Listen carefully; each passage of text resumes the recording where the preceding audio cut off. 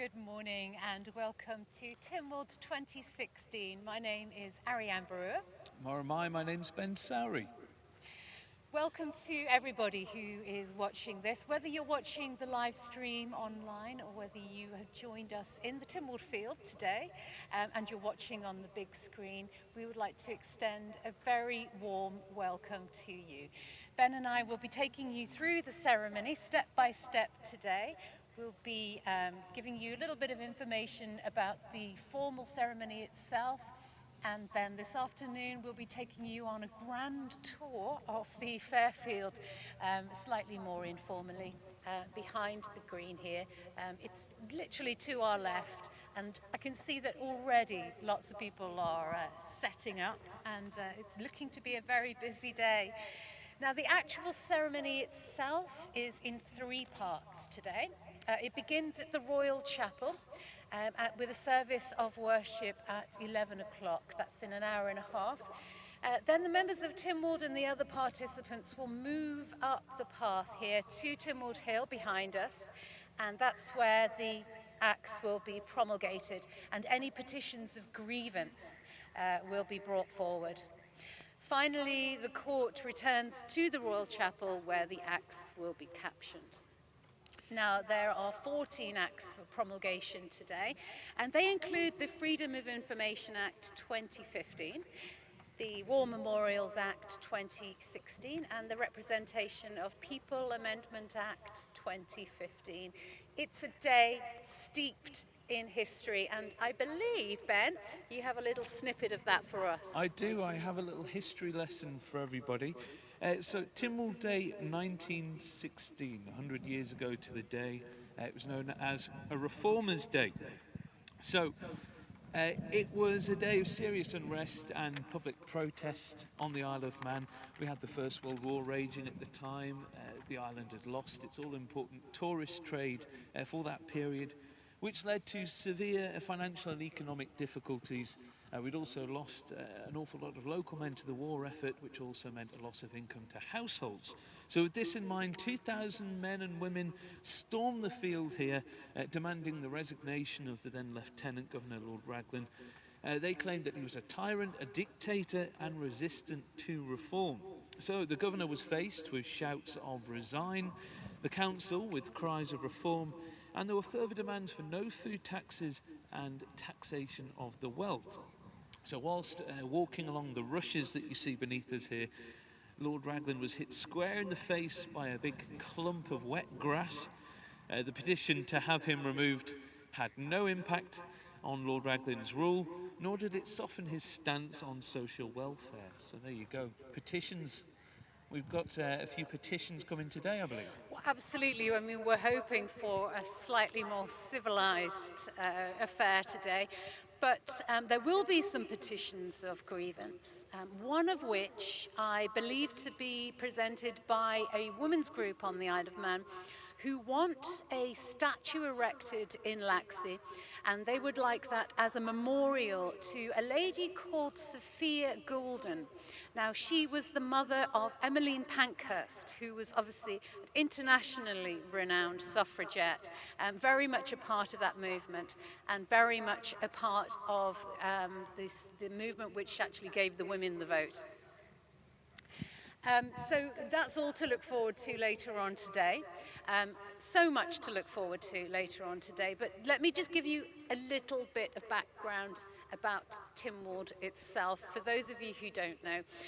Tynwald comes from the Old Norse word, Thingvolla, and that means assembly field, which is, of course, all around us. Now, there are many assembly fields in Scandinavia and around the world which were settled by the Vikings, but the Isle of Man Tynwald is the only one to have stayed in constant use.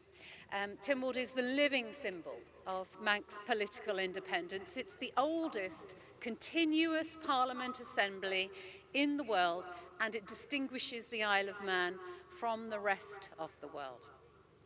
Now today, Tynwald Parliament meets regularly, of course, in a formal chamber in Douglas, but once a year, on the 5th of July, it meets at the site of Tynwald here in St John's. It's a very, very popular attraction, but it's much more than that. It shows that the island has a working, democratic government at the heart of Manx life, and it's adapted, of course, to the modern needs of society, but the formal procedure carries the echoes of the Viking ceremony.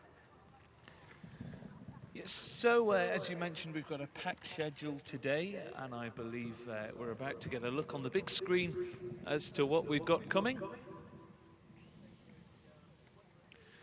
So on the front green, we've got the Biosphere Isle of Man, we've got the Peel Heritage Trust, the Manx Dialect Group, they're going to be there. We've got the Women's Institute. I've already been eyeing up the sandwiches at the Women's Institute tent.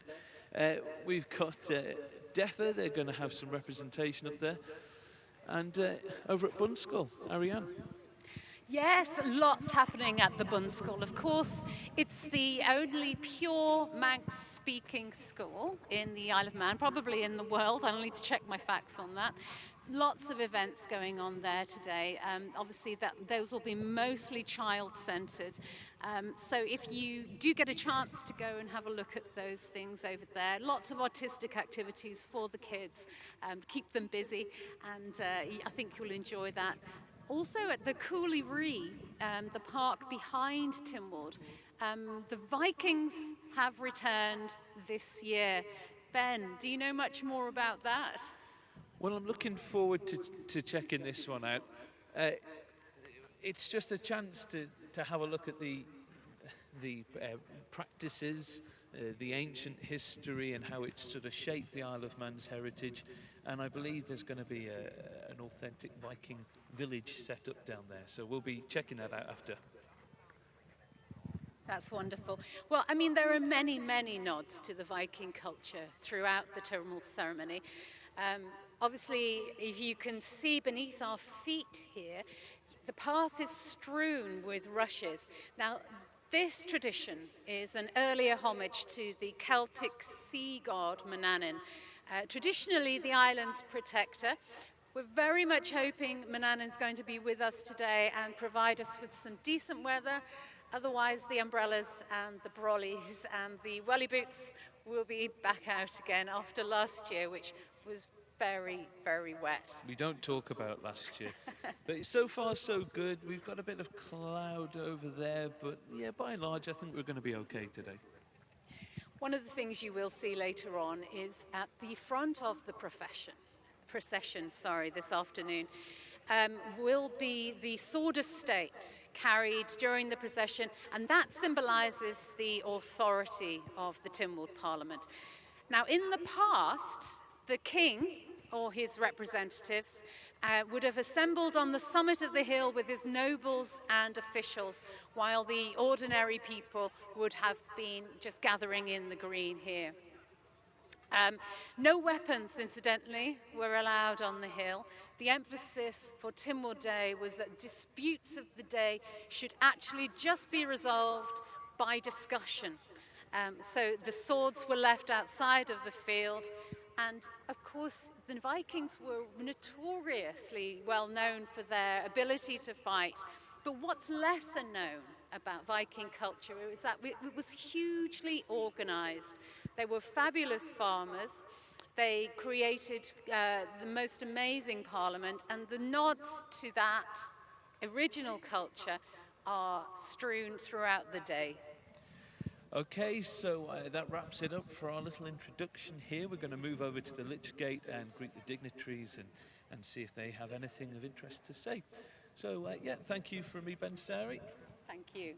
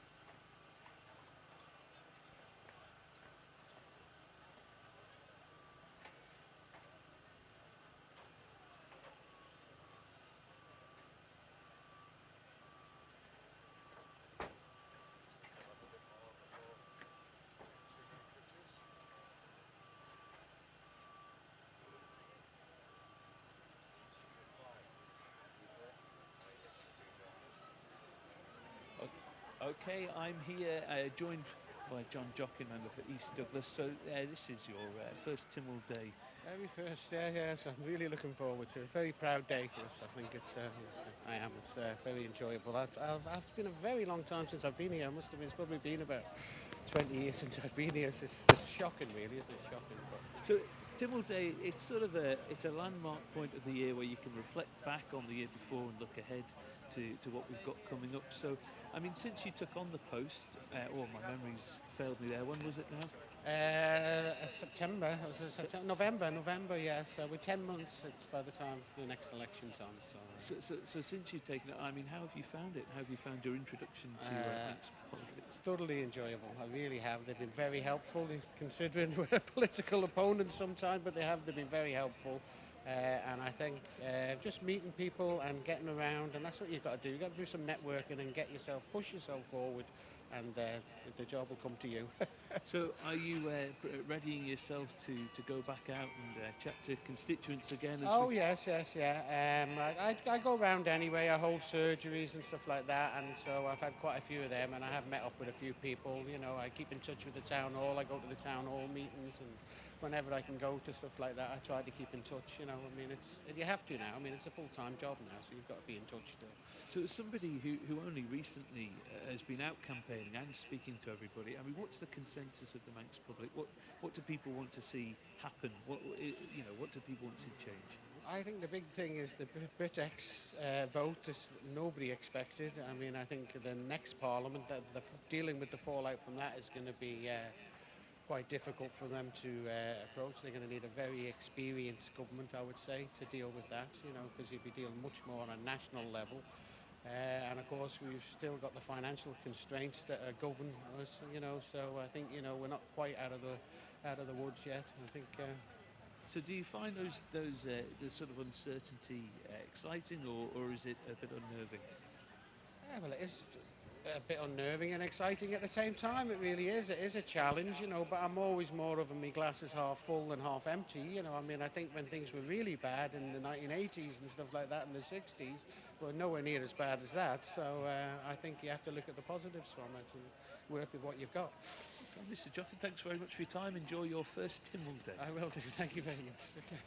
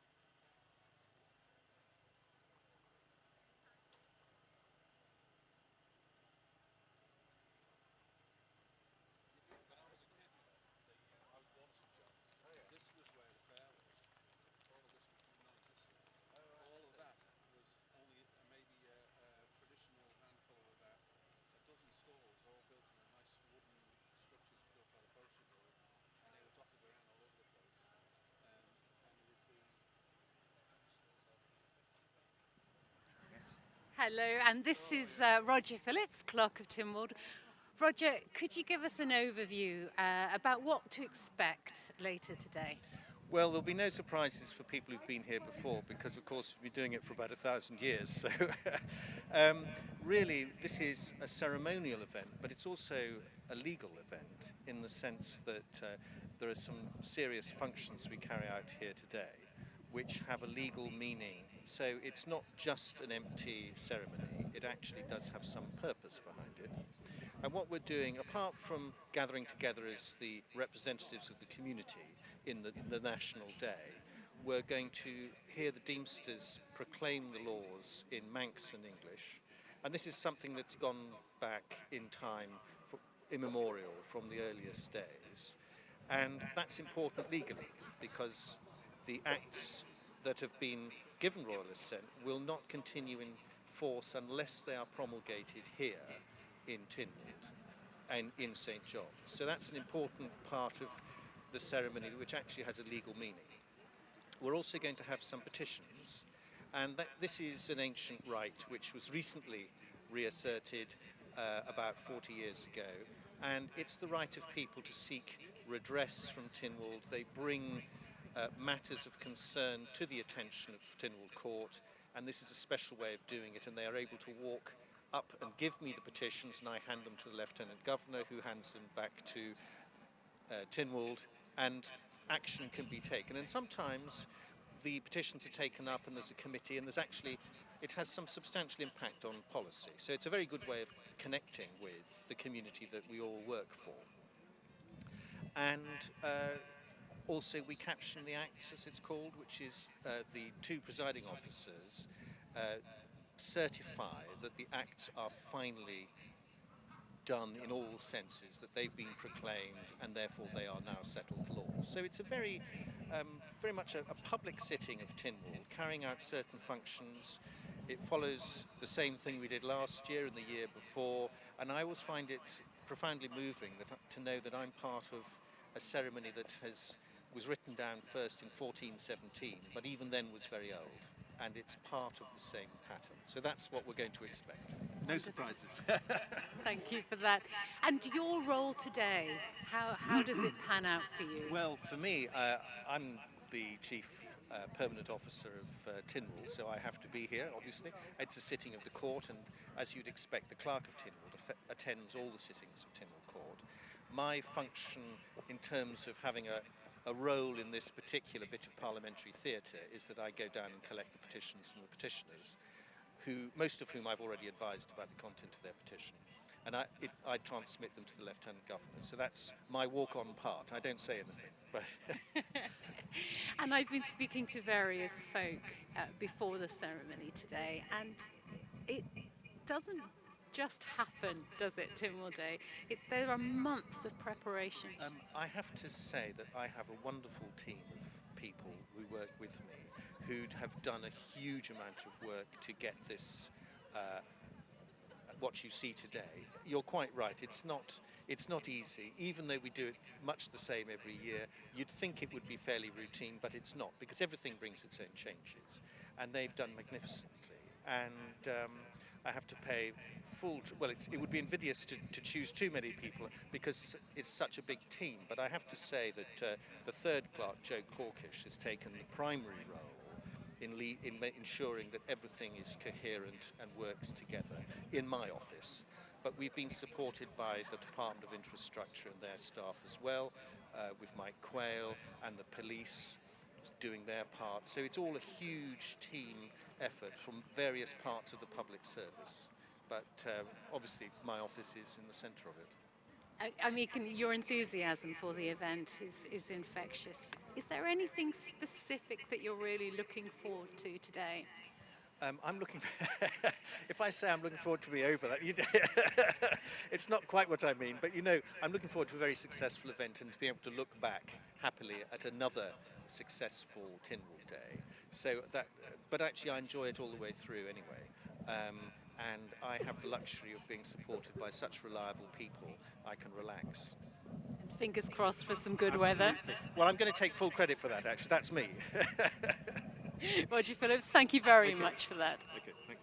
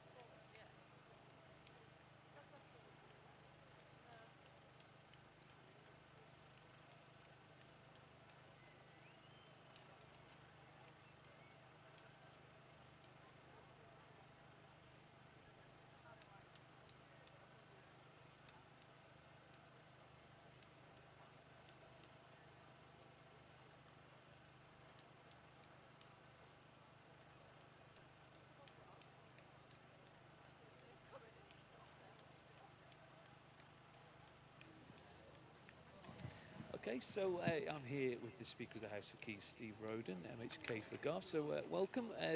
Give me your thoughts on today's Tynwald Well, Day. the sun is peeping through. The crowds are gathering quite nicely. It should be a terrific day out.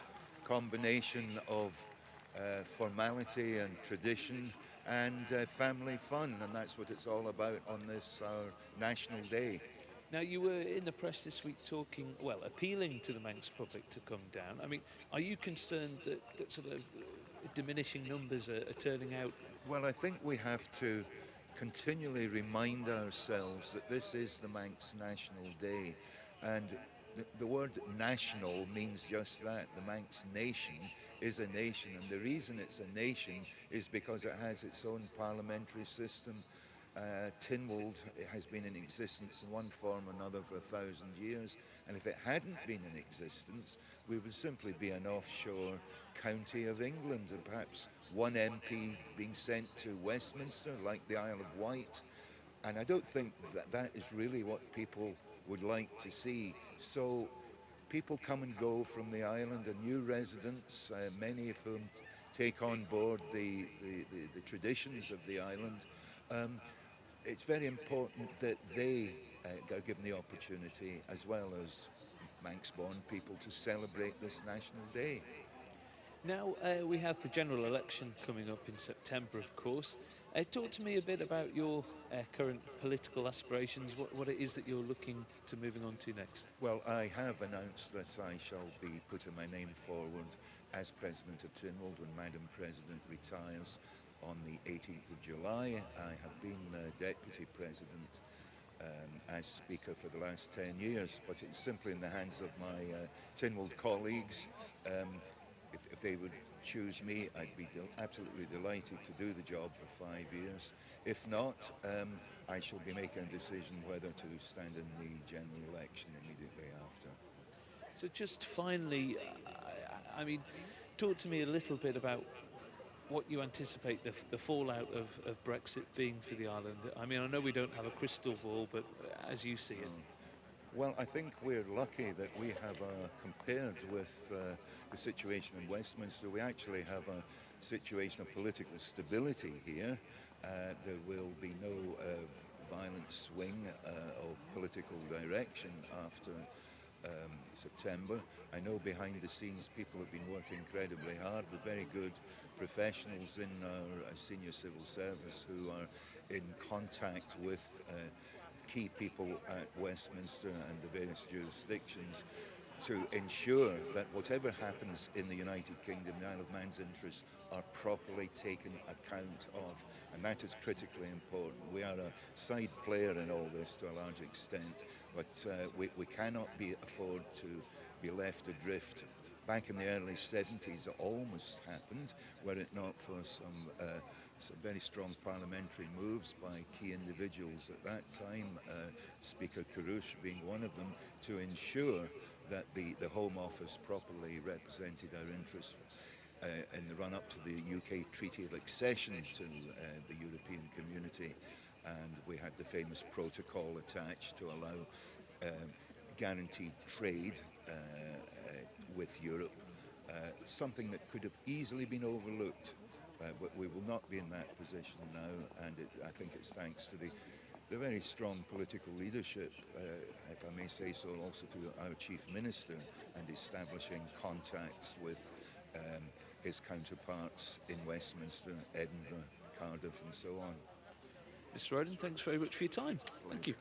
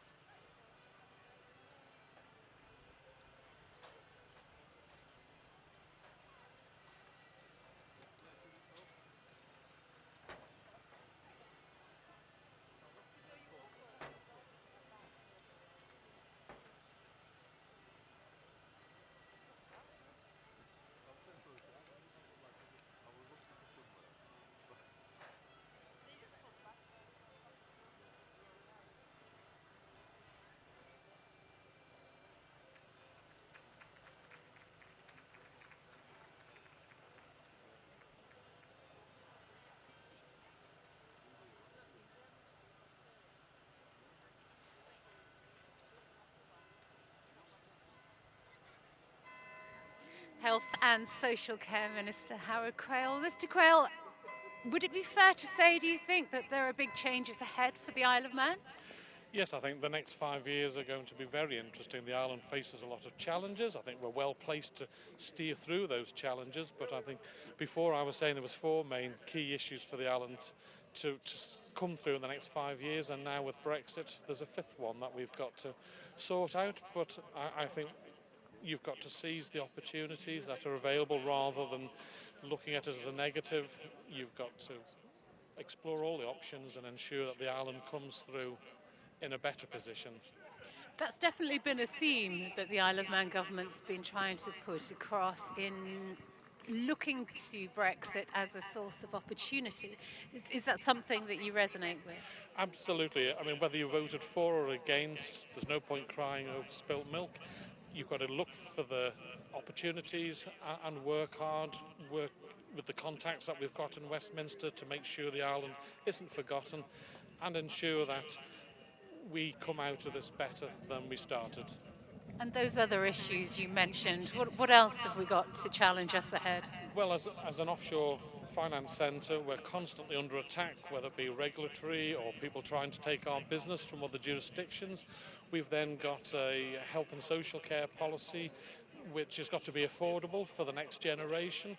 We've got the public sector pensions to sort out, and also we've then got the VAT loss. The 200 million is down to 75 million, but all the low-hanging fruit has been picked, and the next 5 years that 75 million must be balanced. There must be a modest surplus by 2021 because the free reserves run out. So a challenging time ahead, but I'm sure if we all pull together as a team, we'll come out successfully. And of course, in September, the Isle of Man's general election. It is a period of transition, isn't it? Yes, 22nd of September, a very important day, and just do your best. What are your plans for the future? To do my best. Keen on quantum mi fuit. I did the best I could. Wonderful. Mr. Quayle, have a wonderful day. Thank you very much. Thank Bye-bye. you.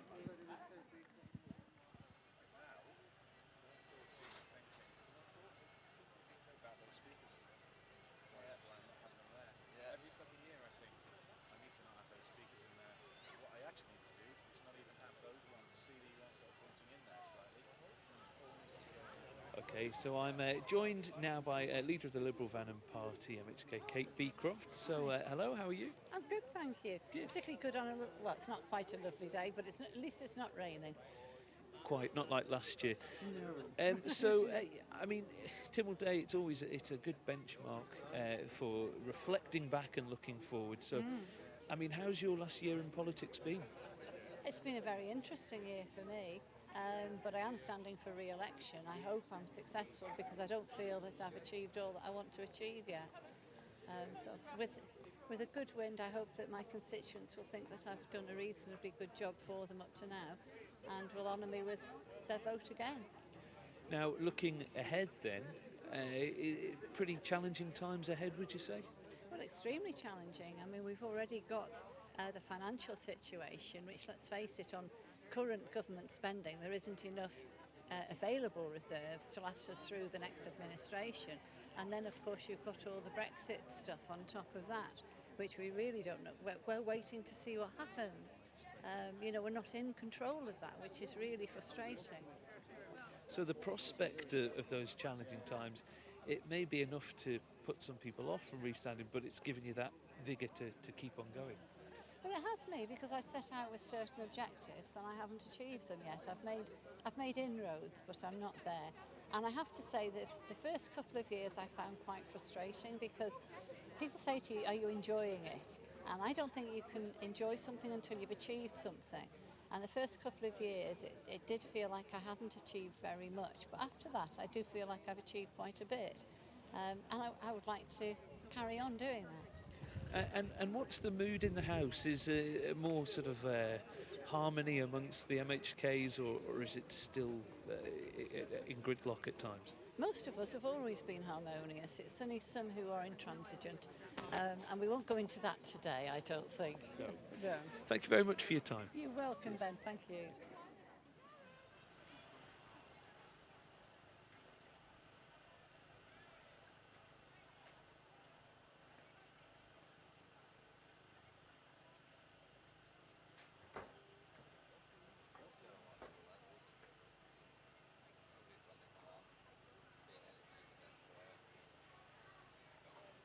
And I have with me now Lawrence Skelly, Minister for Economic Development.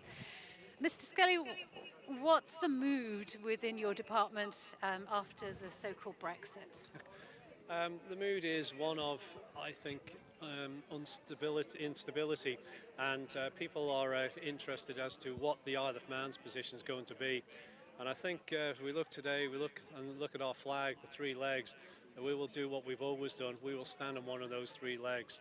So today is not really about a government. This is actually about our history, our heritage, and that has always put us in good stead when it comes to our economy. And within the business community as well, is it a similar feeling of instability?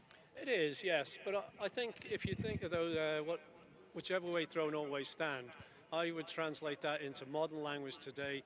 We are proud. We're fiercely proud. We're independent. We've always wanted to be independent. And the other word I would use is that we're resilient, and we're also innovators. And we've always been like that, and we will always be like that, I'm sure. And that's the benefit, I think, of being a small nation. We can change legislation to suit us and suit our economy, and that's exactly what we will do. And your thoughts about today's Tynwald Day? It's a day you enjoy, isn't it? It's a day I think everyone enjoys and should enjoy, and there's many different ways of enjoying Tynwald Day, and obviously I'm immensely proud to do what I do, and being here is just a great joy, great pride, and I think everyone should do that, whether you're celebrating Tynwald Day here in St John's, or you're a Manxie or proud of your heritage anywhere else across the world, and we hope you all enjoy it. Do you stay behind afterwards and go and have a look at the Fairfield? Is that something you enjoy as well? Always. Who wouldn't stay behind and go to the Fairfield? But it's that getting together. And of course, why is Tynwald here in St John's? It's because all corners of the island actually come here.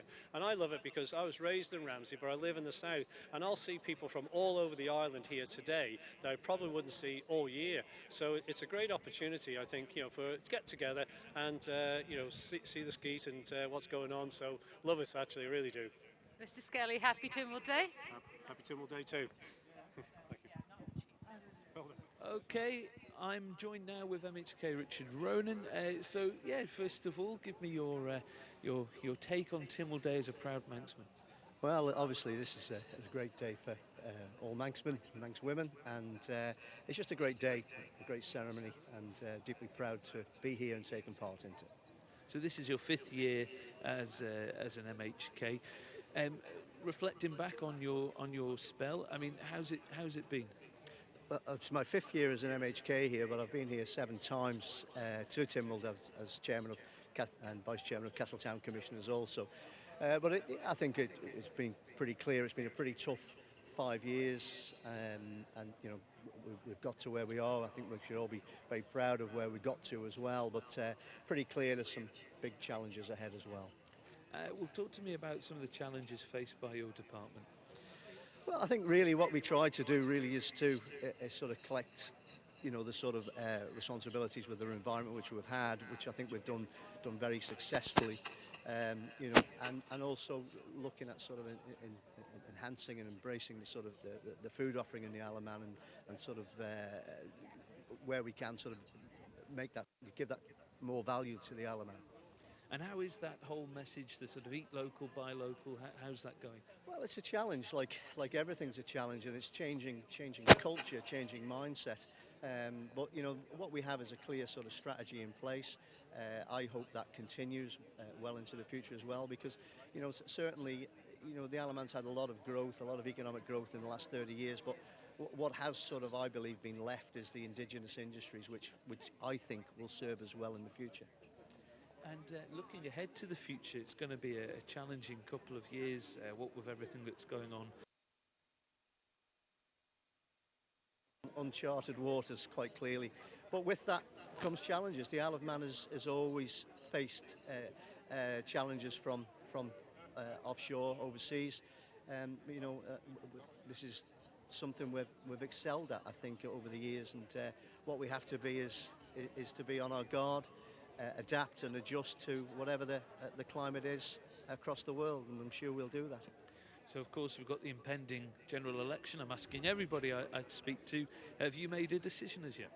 I think really what's important is that we finish our term in Tynwald. We'll wait to see what happens, and I'll make an announcement as soon as I can. Thank you very much. Have a good day. Cheers. Pleasure. Thank you.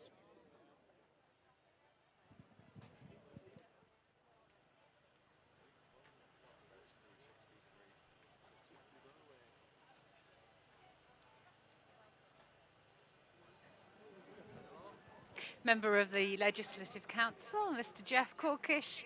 Happy Tynwald Day. And happy Tynwald Day to you too. And all roads lead to St John's, and a bright day. Mr. Corkish, you are renowned island-wide and probably further afield for your wonderful singing voice. Have you got anything for us today? Not really, no. I thought we're trying to make it sun. We don't want to make it rain. We want a sunny day. I'm not going to let you get away with that. Towards the end of the interview, have a think what you would like to sing. Oh dear. In the meantime, you're a proud Manxman. Tell me your thoughts on Tynwald Day today. Tynwald Day is so special, not only for us here in the Isle of Man, and coming in, driving in from Douglas, you'd see so many Manx flags and people proud of putting a Manx flag up, and I think we should have more Manx flags. I remember being in Canada and they all fly their flags, so we should do the same in the Isle of Man. So perhaps we should put something together to make sure everybody has a flagpole in the garden and fly a flag Tynwald Day, but so many people do, and well done to them. But I always think every year travelling in to Tynwald and hearing the people talking, that all over the world, it's not just us here in the Isle of Man, and I say this every year because I mean it, but I think all the Manx associations, people who, when we were talking, the North American Manx Association made some awards for young singers and entertainers this last week that I was involved in. We're so glad. And their representative, Kelly McCauley from the North American Manx Association, was saying anybody who has a Manx background, wherever they are, certainly in North America, are so proud of the fact that they stem from a little island in the middle of the Irish Sea, which has such great tradition and hangs on to that tradition. And that follows my line of thought as well. To have tradition here, like we have in the Isle of Man, it's good for us to cling on to, and it's good for the rest of the world to observe. And a great thing to be clinging on to when so much in the world is changing so quickly. Absolutely, in the Isle of Man, whilst it's very stable and successful, there are so many outside pressures that we cannot control, and that's a worry for people who are involved in government, but also in business as well around the Isle of Man, and ordinary people. There'll be some effect, and if England finds an effect, we will too, of course. But of course, we have good contacts built up. Now is the time for us to use those contacts, and people hold the Isle of Man in high regard because it's proved itself to be a winning little nation. Mr. Corkish, as well, I get the feeling that there are going to be closer ties between the Isle of Man and the other Crown dependencies in the future. Is that a feeling you share? I think we've always had that feeling because they share the same problems that we share. They feel sometimes a little bit exposed, but they have their own culture, they have their own traditions as we have here. I think we probably lead them in our culture and traditions that we hang on to so well, and that's tremendous for us, but it sends a message out to the rest of to the wider world. And I think it may be because of the problems that are about, the Isle of Man may feature a little bit more strongly now in the world, that we could be a halfway house. Here is a place that is nearly England but isn't, but right in the middle of the Irish Sea, and has a lot to offer. So many people, the security and stable life that we have here, coupled with the government and the people, and the way that we're such a hospitable people, we're a welcoming people, but we have a good life here and we protect it with everything we have. Mr. Cookish, the music's kicking off in the background. Is it Yes, inspiring amazing. you to give us a couple of lines? I don't think I can compete with a brass band, but happy to sing in the chapel afterwards. And there's some lovely hymns, and you'll hear the people lifting their hearts, especially lifting their hearts, singing the Manx National Anthem, and indeed the Royal Anthem too. Thank you very It's going to be a great day. And here's the sun. Marvellous. Thank you very My much. pleasure. Good to see you. Have a good day. Across the Isle of Man, there are place names and historic monuments which we often take for granted. But each of these plays its part in making our island unique in the world. These names reflect a history which particularly focus on the Vikings, who established the basis of the parliamentary system we have today 1,000 years ago. We can look at this in more detail later. The basis of the system set in place by the Vikings means that the Isle of Man is a nation in its own right, making our own laws and legislation. In fact, the Isle of Man is not, and never has been, part of the United Kingdom. The Isle of Man has never been a full member of the European Union, and has until now only had a connection via Protocol 3, which relates to trade arrangements between the island and Europe. And under this special relationship, the island is outside of the European Union for most purposes. However, given recent events in the UK, there are clearly some lengthy debates to be held in the very near future about our special relationship with the EU. So it's very much a case of watch this space. Today, though, is not a day to debate politics. This is a day to celebrate the Isle of Man. And as you can see, things have already started. We have had a procession with the Onken Silver Band leading students from the secondary schools across the island. They've been greeted at the Lich Gate by the president of Tynwald, Mrs. Claire Christian, and as you can see now, they are making their way onto the pathway. Now, as they make their way, this is not just a day for those fortunate enough to have been born in this special place. This is a day when we can all take time to think about our heritage, our ancestors, our families, the people who made us what we are today. This is a day to reflect on the year gone by, to think about life and the things that really matter in life. It's a day to reflect on history, to look forward to the future, but to celebrate our history, bury our political differences for one day. And this is really not a day about politics. It's a day for the Isle of Man and its people, and not just for people born in the Isle of Man. It's a day for everyone who loves this beautiful island to reflect. And it's a day to perhaps learn a little bit more about our island and its heritage and the unique ceremony you are about to witness. And it's also, above all, a day to be enjoyed, our own national day, and of course, a bank holiday.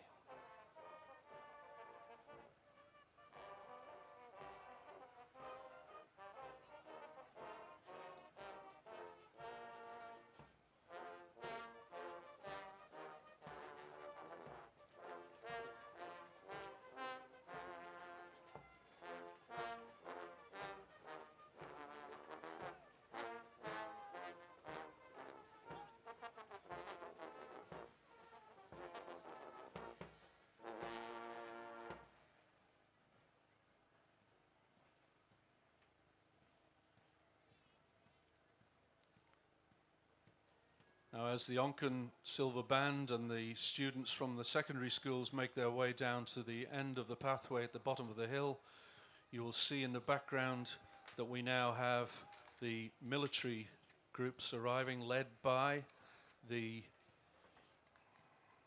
band of the Royal Artillery. And the Guard of Honour today is the 12th Regiment Royal Artillery.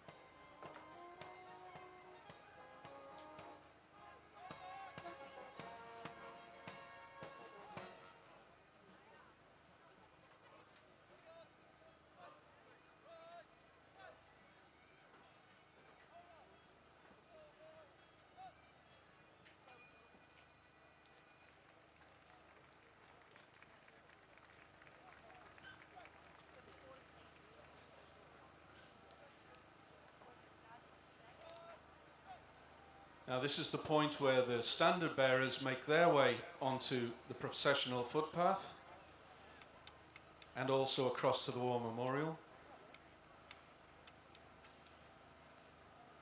And in the lineup of people that you can see marching onto the Fairfield, we have the ex-service organisation standards, the Royal British Legion standards, Isle of Man Fire and Rescue Service, Isle of Man Prison Service, the Civil Defence Corps, the Isle of Man Coast Guard, RNLI, the Sea Cadet Corps, the TS Manxman, the Army Cadet Force, the Manx Regiment, King William's College, CCF, the Air Training Corps, St John Ambulance Cadets, and Manx Scouts and Guides.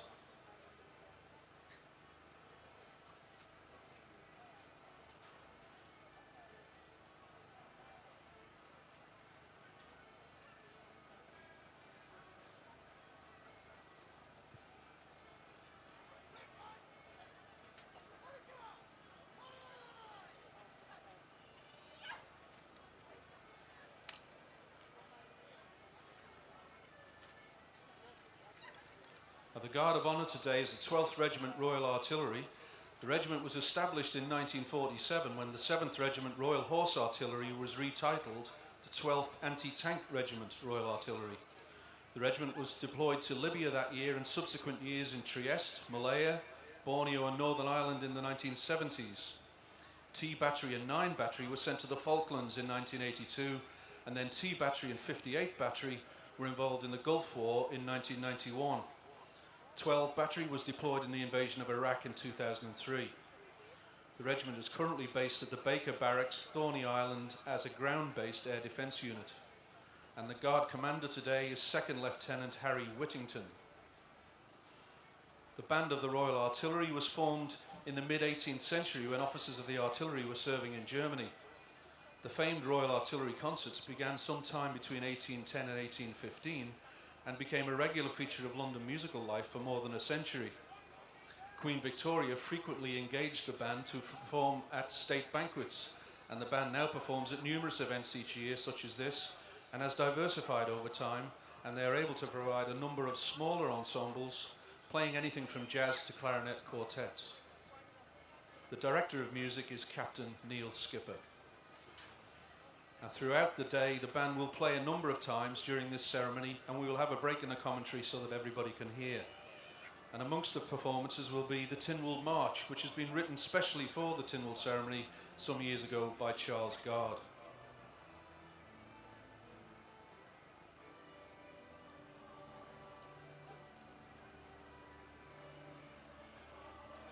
We also have a fanfare team here today. And as you can see, they are now marching down the pathway. These are the fanfares of the band of the Prince of Wales Division, and the Band Sergeant Major today is Warrant Officer Matthew Simmons.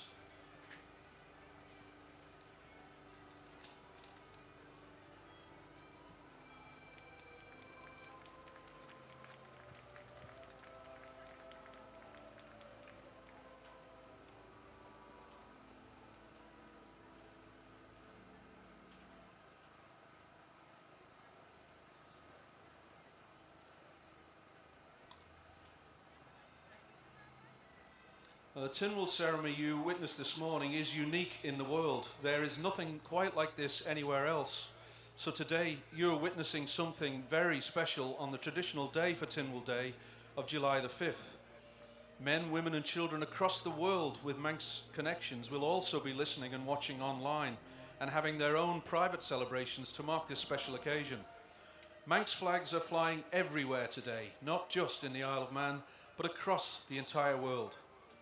Today's event is also being streamed live on the internet through Greenlight Television and is also being covered live by Manx Radio and broadcast live by their website around the world. And today we offer a special welcome to the many people who have travelled sometimes exceptionally long distances from all corners of the world to be here today, to be a part of Tynwald Day. A warm welcome to you all, a warm Manx welcome to everyone.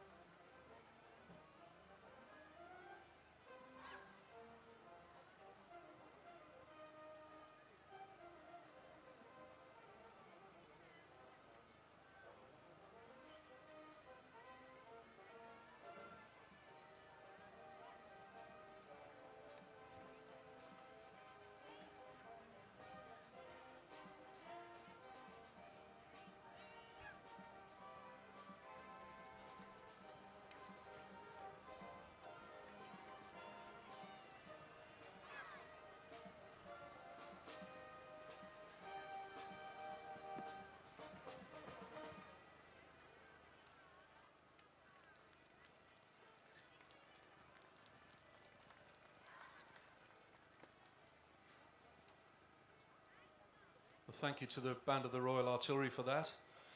Now, you won't have failed to notice that there are two very large pieces of weaponry on the Fairfield, which is a first for a very long time, if not permanently, for a very long time.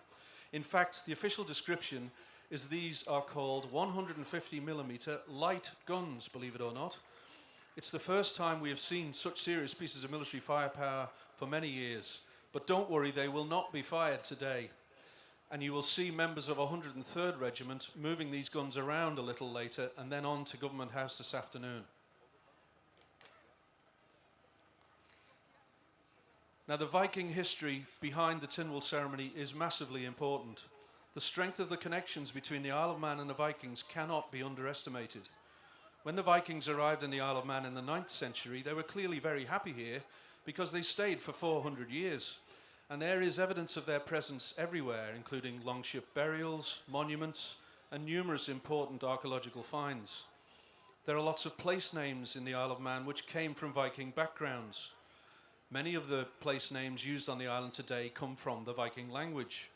The word for a church in the Norse language is Kirkja, and from this came the names of villages such as Kirk Michael and Kirk Andreas. Snaefell, the highest peak in the island, is named after a Norse word for snow mountain. Now, Dal is Norse for glen or valley, and Fors means waterfall, and so the name of the village of Foxdale means waterfall glen. Now, as it happens, we currently have an ongoing debate about the pronunciation of the name of this village. Is it Foxdale? Is it Foxdal? Or is it Forsdal? Now, using the current spelling, then the pronunciation of the word Foxdale obviously has to be Foxdale. So perhaps we should change the spelling. Now, two separate scientific surveys are being carried out at the moment to find out through DNA testing whether there are any direct descendants of the Vikings now living in the Isle of Man. And they have produced some very interesting suggestions. It appears there are a large number of surnames which have very strong connections with Scandinavia and are almost certainly directly linked to the Vikings. These include Brew, Cayley, Comish, Kermode, Cowley, Kinraid, Milray, Oates, Scarf, and there are many, many more names. So there is, without doubt, Viking blood in many people living in the Isle of Man, and many of those here today.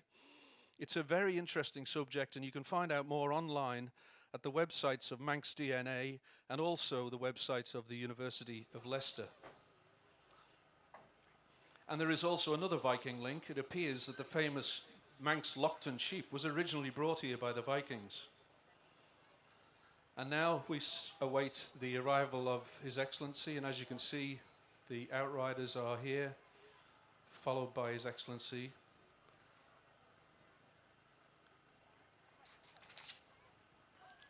And this is Sir Richard Gosney. It's his first Tynwald ceremony, and he's being met by the captains of the parish of Arbury, Mr. Ray Gorn,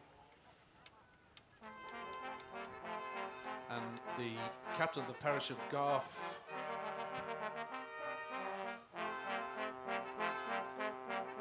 Mr. Mr. Edgar Cowan, and the governor's cadet is Daniel de Weert.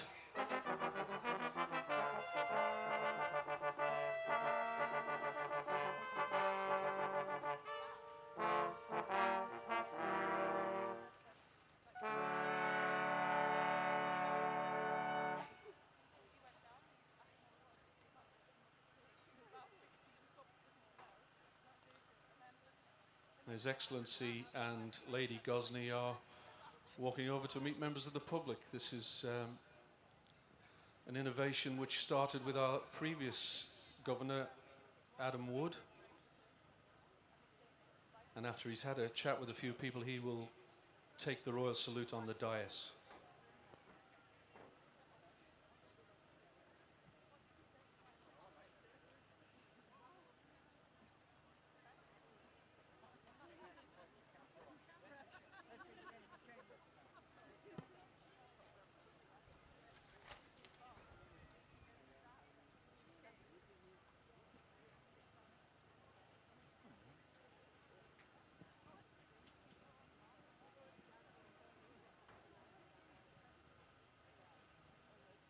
Yeah, yeah.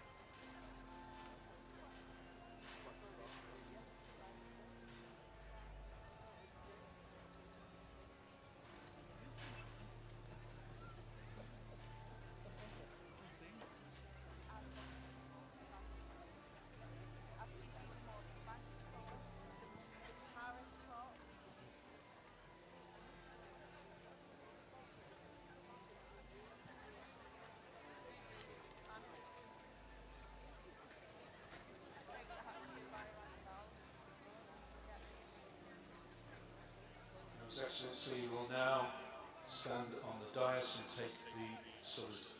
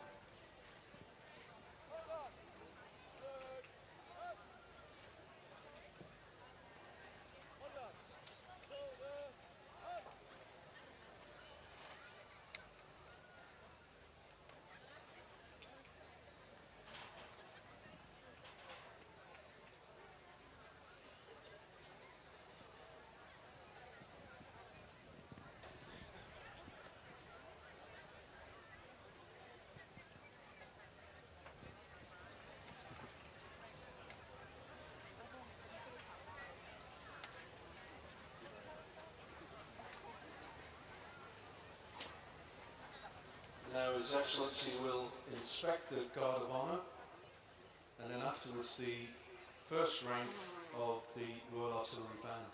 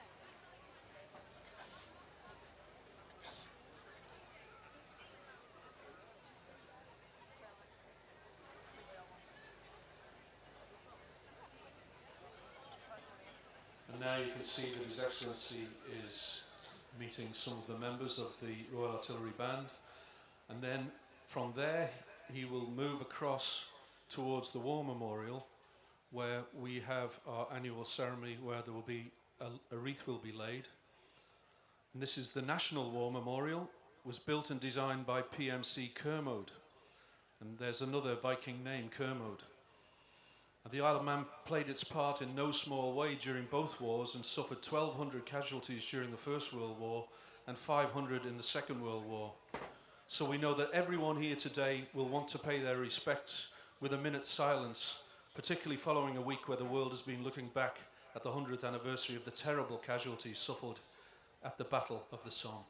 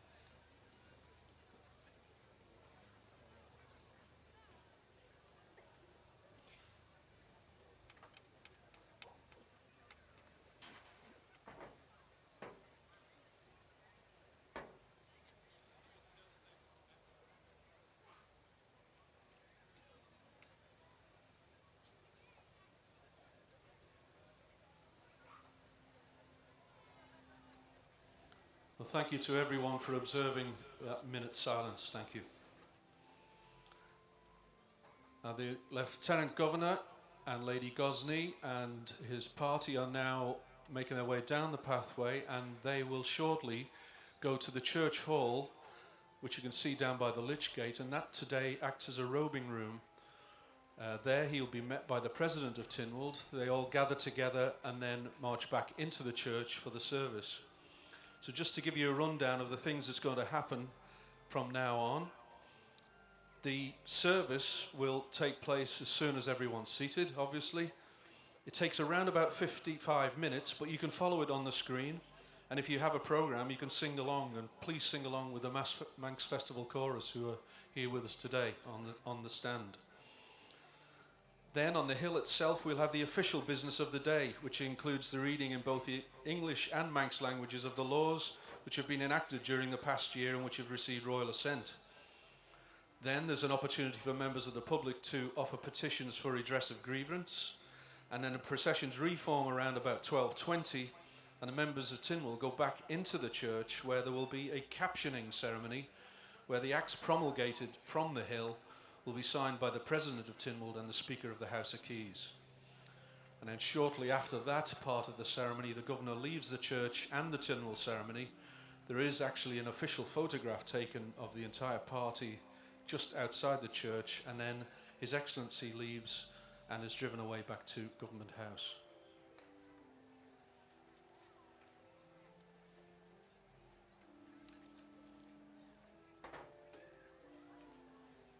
Now we'll look at the name Tynwald. The word Tynwald is Scandinavian, and translated it means Parliament Field.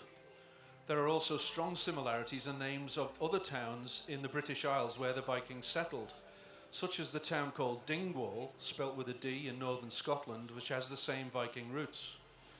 Also, there are two places called Tynwald, spelt with a T, in both the Orkney and Shetland Isles. And near Dumfries, in the Scottish borders, there is actually a village called Tynwald, but spelt with an I instead of a Y. Now, many traditions and customs are associated with Tynwald Day. And because the people of the island were originally a mixture of Celtic and Norse, then the customs are both Christian and pagan. And one of the pagan traditions is the laying of green rushes, which you can see on the pathway, which are laid actually first thing this morning between the church and Tynwald Hill. And this follows a similar custom in early times, where green rushes were laid on Midsummer's Eve as a tribute to the sea god Manannan. A more obvious Christian tradition is that a church would always be built where an assembly was held, and hence we have a church service as part of today's events. And the other very noticeable thing you'll see is that the traditional custom of wearing bollen bane, the white herb, by people attending the ceremony, and it's worn as a charm against evil spirits. In gardening terms, it's commonly called mugwort, but it also has a Manx name, bollen filiaun, the herb of St. John's feast.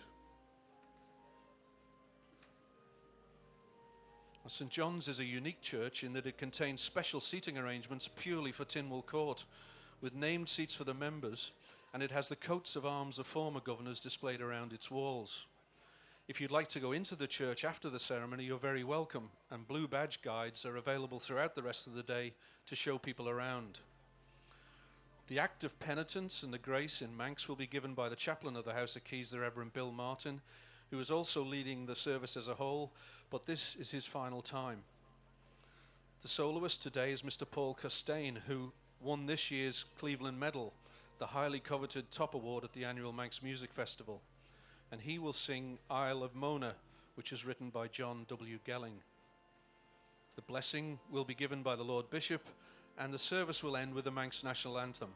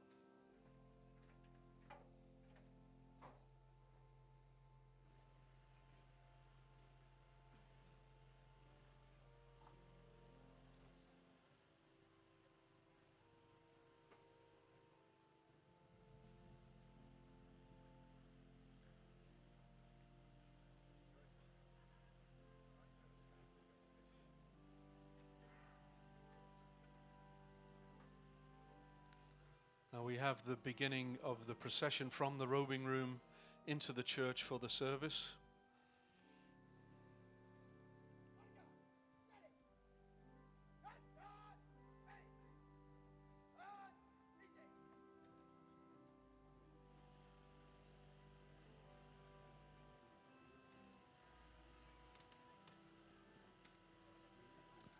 And these are the members of the House of Keys, members of the Legislative Council, officers of Tynwald, judiciary, first Deemster and second Deemster. It doesn't, it's just a case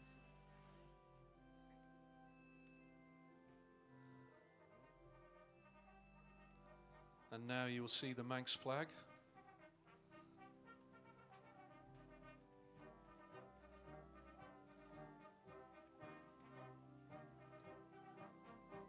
And immediately behind is the President of Tynwald, Claire Christian.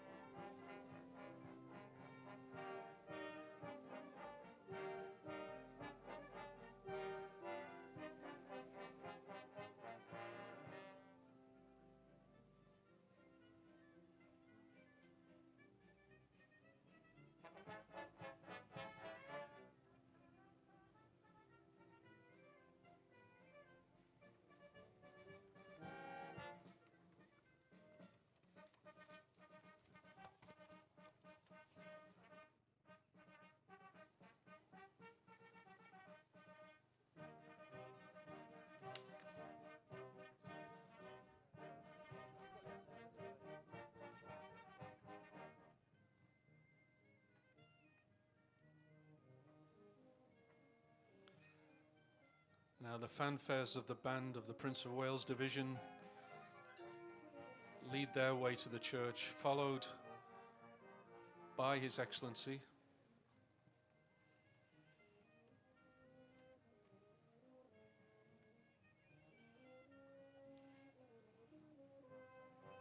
And the service will begin very shortly.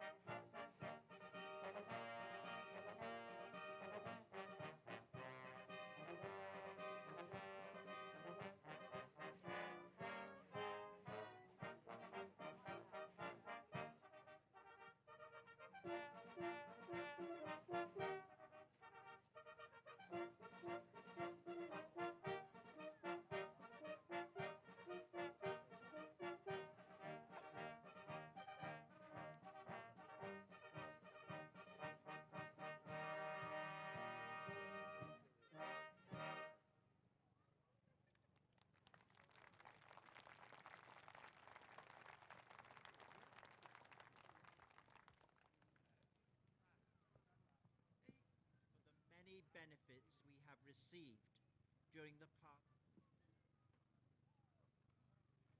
and its government in the coming year, and to dedicate ourselves anew to the service of God and the people of our island.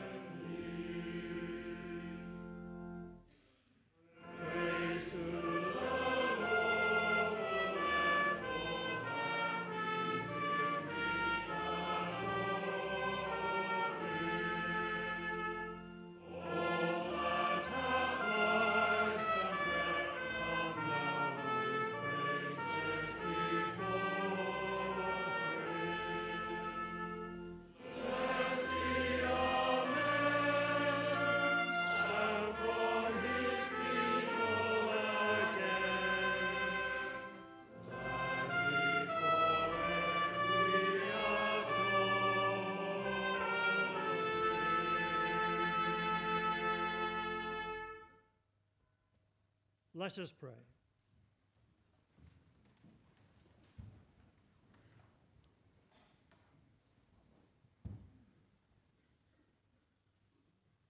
God, be gracious to us and bless us. Lord, have mercy. Lord, have mercy. Make your ways known on the earth. Christ, have mercy. Christ, have mercy. Reveal your justice in the sight of the nations. Lord, have mercy. Lord, have mercy. Christ Jesus came into the world to save sinners. Our sins are forgiven in Christ. Amen. Ye olio niartal, vos te chit the hoius moniac, the irini as the he, grisi tashing guiot, on scree the hulia wania, grai ferinic achi. Estur, liorish the crinach, glen a shiol, adson to goil cool, son of shun in a tail, the vod, the reriac, gol era hijack, the fear deravis a sail, len the hushtia de grai, true Jesus Christ nanjan. Amen.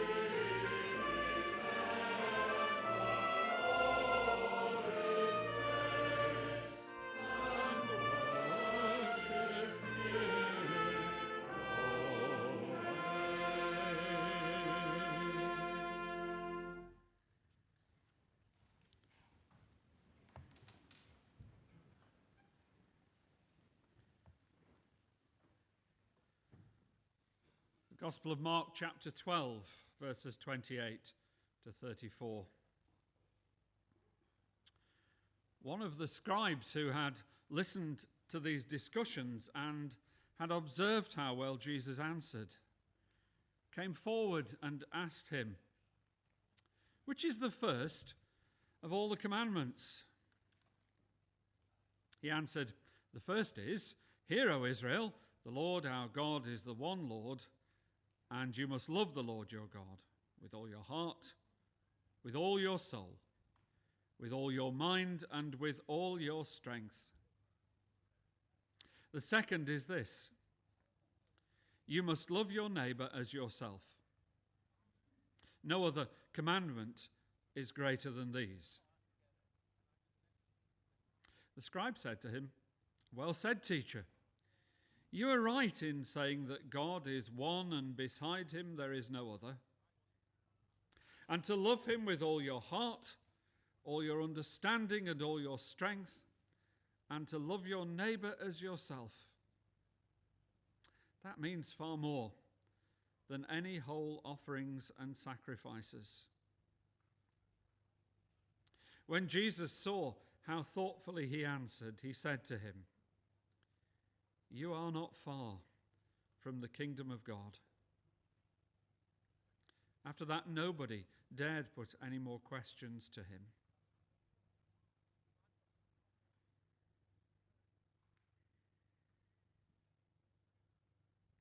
This is the word of the Lord. Thanks be to God.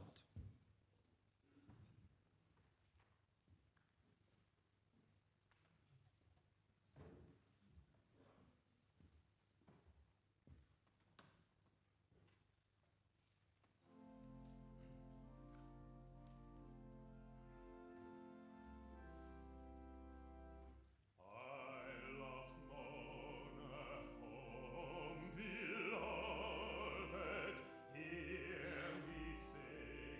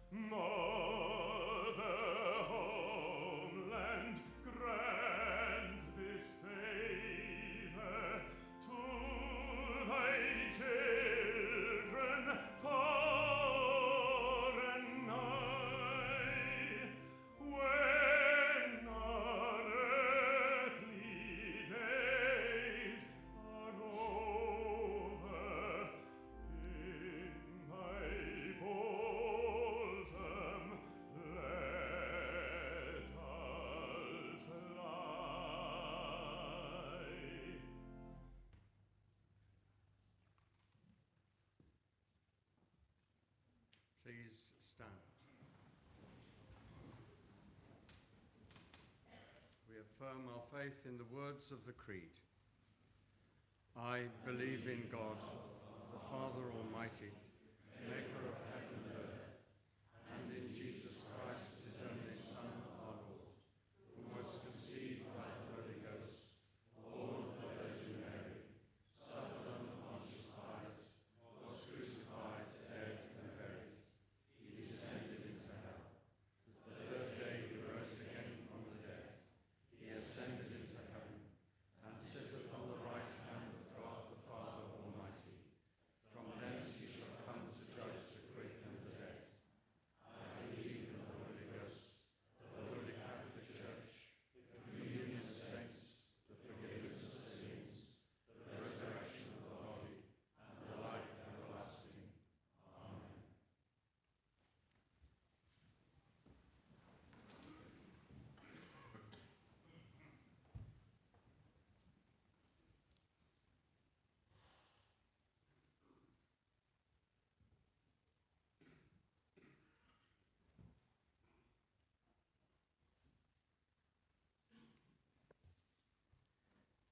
Let us pray. O Lord our God, guide the leaders of the nations into the ways of peace and justice. Hear us, Lord. Guard and strengthen your servant Elizabeth, our Queen, Lord of man, and all the members of the royal family, that they may put their trust in you and seek your honor and glory. Hear us, Lord. Endue the High Court of Tynwald, here assembled, with wisdom and understanding, that through them we might be wisely and justly governed.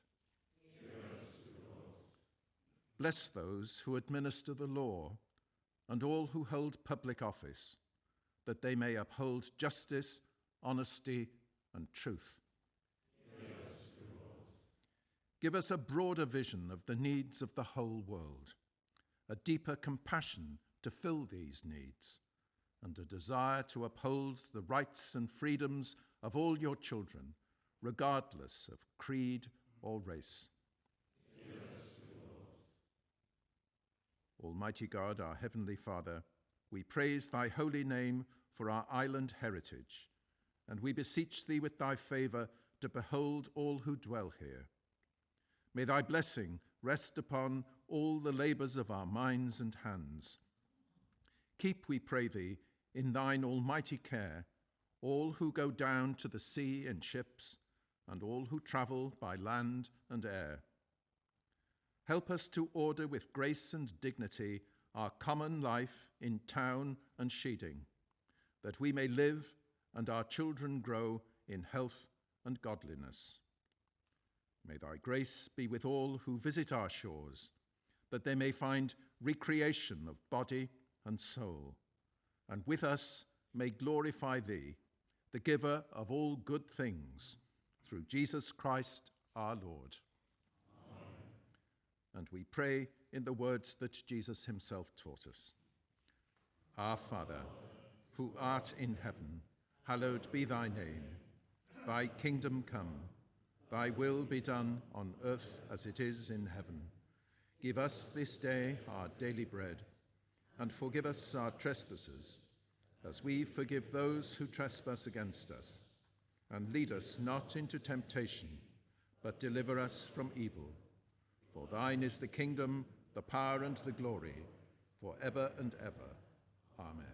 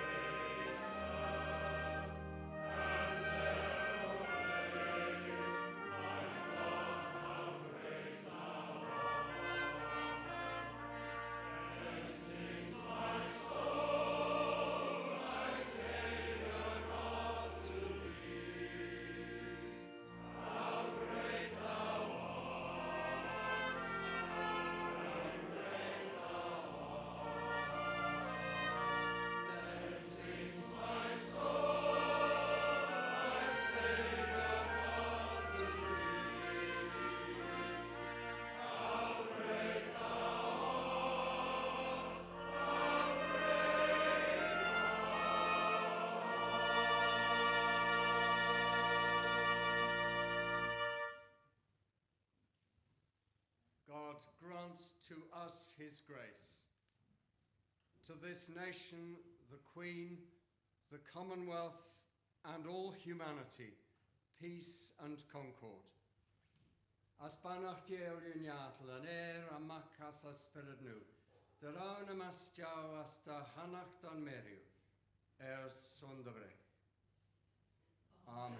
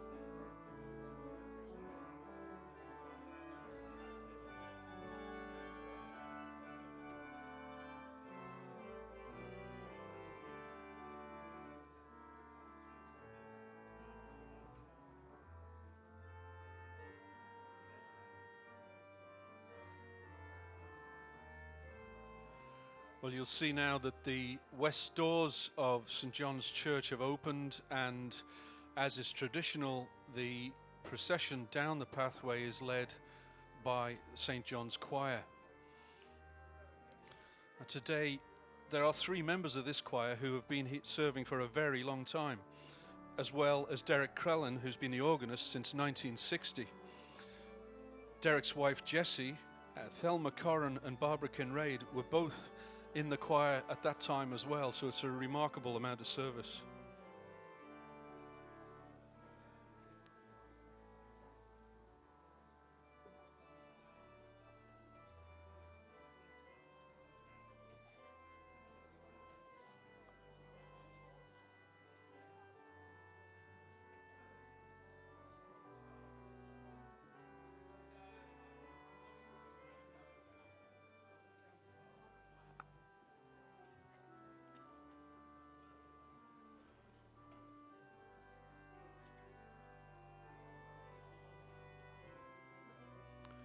Now, immediately behind the choir, we have today's official guests. Professor Martin Brideson, FRS. We are delighted to welcome you as a Manxman as one of the official guests today. Professor Brideson was born in Douglas and studied at St Mary's Primary School, Ballacomine and St Ninian's High Schools, and 2 periods at Oxford University, where he later became a professor of pure mathematics. He's accumulated numerous honours during his career and has given lectures in many countries across the world. And in April this year, he became the first Manxman to be elected a Fellow of the Royal Society since Edward Forbes in 1841. Professor Brideson and your good lady, Dr. Julie Lynch Brideson, you are most welcome as guests here today. Deirdre Brock is the MP for Edinburgh North and Leith. She is the first SNP parliamentarian and a front bench member of the SNP group in Westminster, covering liaisons with the Scottish Government. And on that basis, no doubt at the moment, she is an extremely busy lady considering the recent events regarding the EU referendum. Senator Ian Gorst has been the Chief Minister of Jersey since 2011 and is well known to members of Tynwald. His background is in accountancy and finance, and he has a keen interest in overseas development. He is accompanied today by his wife, Mrs. Dion Gorst. General Sir Timothy Granville Chapman, GBE KCB, had a career lasting 41 years in the Army, the last 14 as General, and amongst many roles was the Army's Commander-in-Chief at the start of the war in Iraq and in the run-up to Afghanistan. He retired from the Army in 2009 and amongst other roles has since directed the UK's Defence and National Rehabilitation Centre. The Right Honourable Lindsay Hoyle MP is a member of the British Labour Party and has been a member for Chorley since 1997. He was the youngest councillor ever to serve in Chorley at the age of 22, and amongst numerous roles is currently Senior Deputy to the Speaker of the House of Commons. He was also appointed a member of Privy Council in 2013. And Mr Hoyle is accompanied today by Clerk of Committees, Mr Andrew Kennan. Senator Dennis O'Donovan is the current Speaker of Sinead Éireann, the Irish Senate, and is a former Deputy Leader of the Fianna Fáil Party in the Sinead. He was elected to the Dáil Éireann in 2002 but lost his seat in the 2007 election, but was subsequently elected to Sinead Éireann, where he continues to serve on the agricultural panel. Katrina Ruan MLA has been an Assembly representative for South Down since 2003 and was appointed Minister for Education in 2007. She is a former professional tennis player who has represented Ireland and spent some time in Central America as an international aid and human rights worker. She was later appointed an international observer, which saw Nelson Mandela elected President of South Africa. Ms. Ruan is accompanied by her private secretary, Francis Lenehan. Mr. Jessup Taylor is a political officer at the United States Embassy in London and has responsibilities for the UK overseas territories, amongst many others. Previous assignments have taken him to positions in Shanghai, Sao Paulo, and Washington. Prior to joining the State Department as a foreign officer in 2008, he studied and worked in Lancashire for 6 years, and he has a dual UK-US citizenship.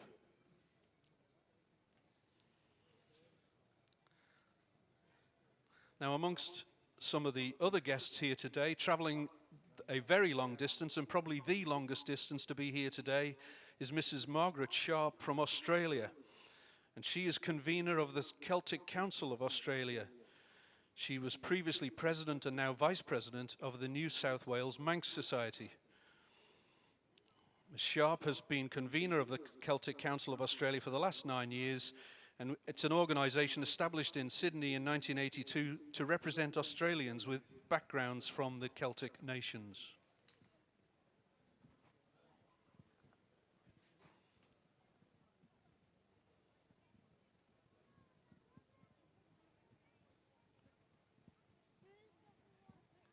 Now, all of these guests will take their places either on the right or left at the bottom of the hill.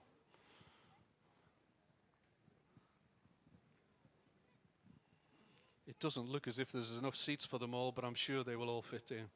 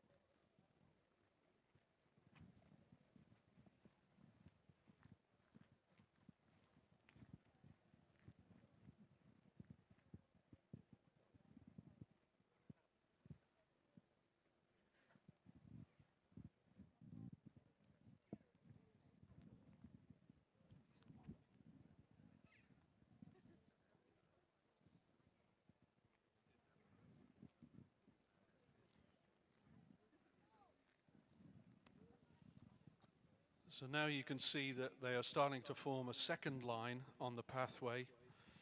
And included so far we have the coroners for the four sheetings, Senior Salvation Army officer, and now the ministers of the Free Churches, and the chairman of the Isle of Man district of the Methodist Church, the Roman Catholic Dean, the beneficed clergy, the Dean of Cathedral, Isle of Man.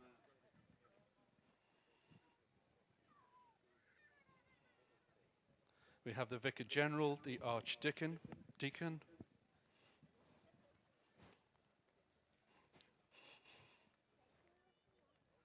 followed by the chairman of the Town and Village Commissioners.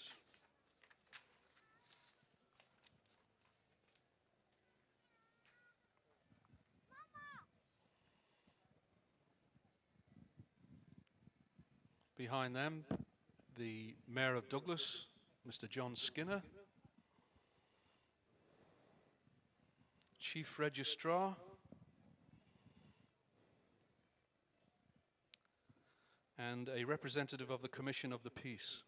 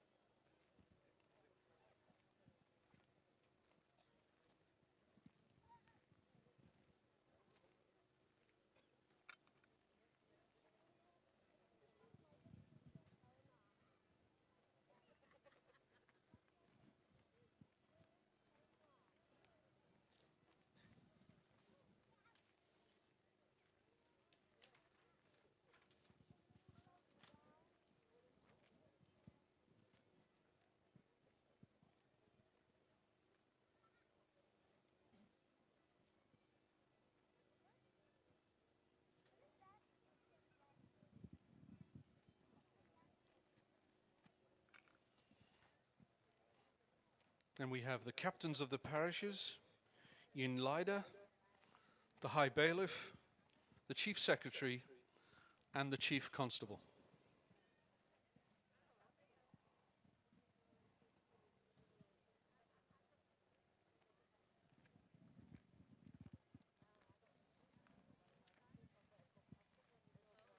And now falling into the line are the two messengers of the House of Keys, the chaplain of the House of Keys, the clerk of Tynwald, secretary of the House of Keys and counsel to the Speaker, followed by the members of Tynwald.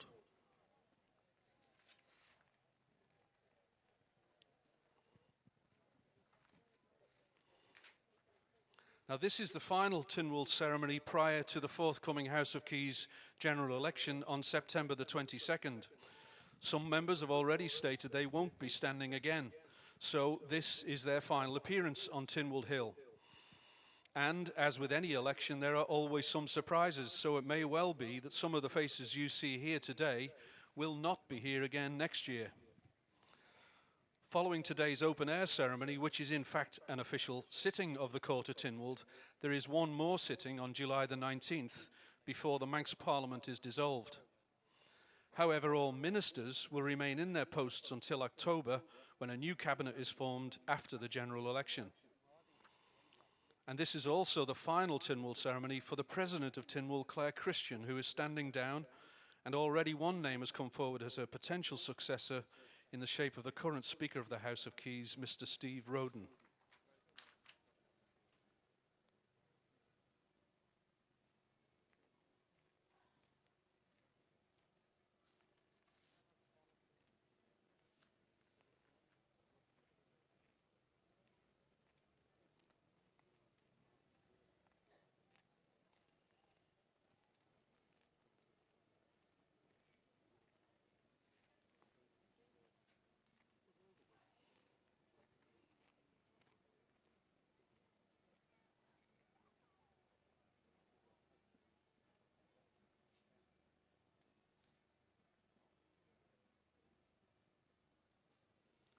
And now, just having joined the procession, are the members of the Legislative Council, the Acting Attorney General, the First Deemster and the Second Deemster, and the Deemster.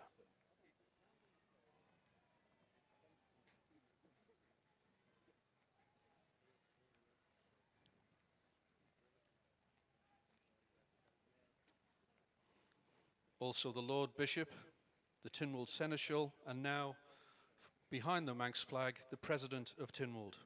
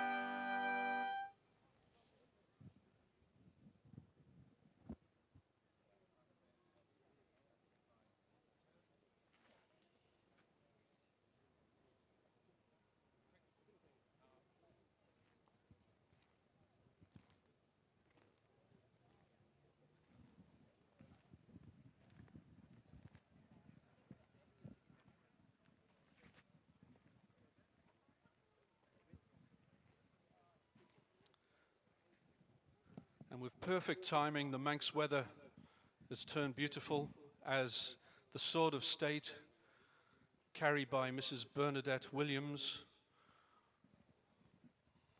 precedes the Lieutenant Governor.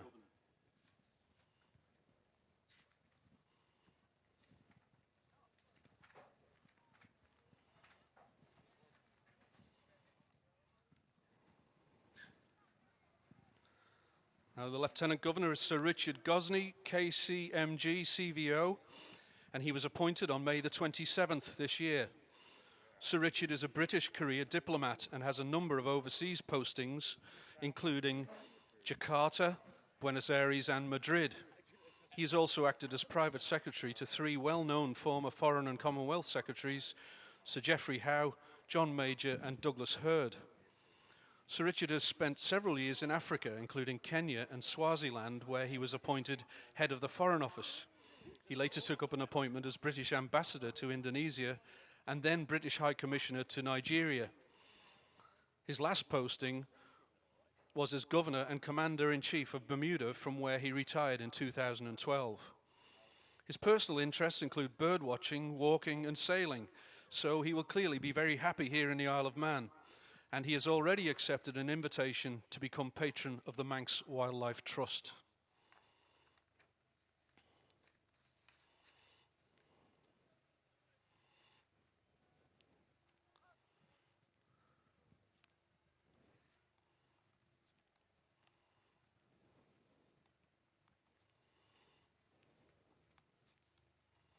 Following behind is the Honourable Claire Christian OBE, and she won this award very recently. Congratulations.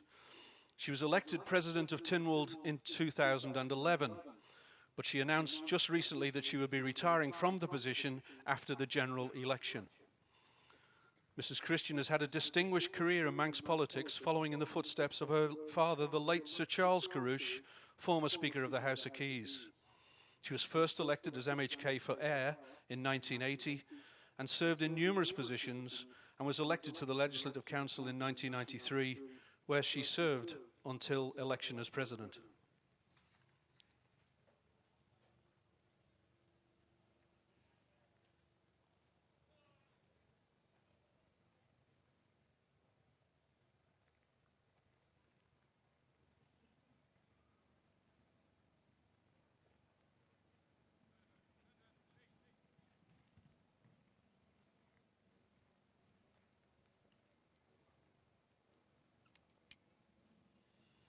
Behind the Lord Bishop and the three Deemsters,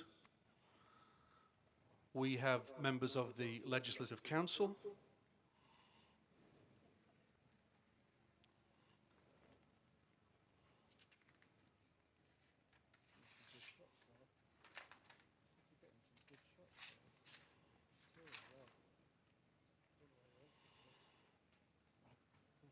We have the Speaker of the House of Keys, Steve Roden. Immediately behind him is Alan Bell, who was awarded a CBE in the recent Queen's Honours List. Congratulations. Mr. Bell is the longest serving member of the House of Keys. He was elected for Ramsey in 1984, and he was appointed Chief Minister in 2011, and had previously been Treasury Minister, Minister for Economic Development, and several other ministerial posts. It's not yet announced if he will stand for the House of Keys election in September.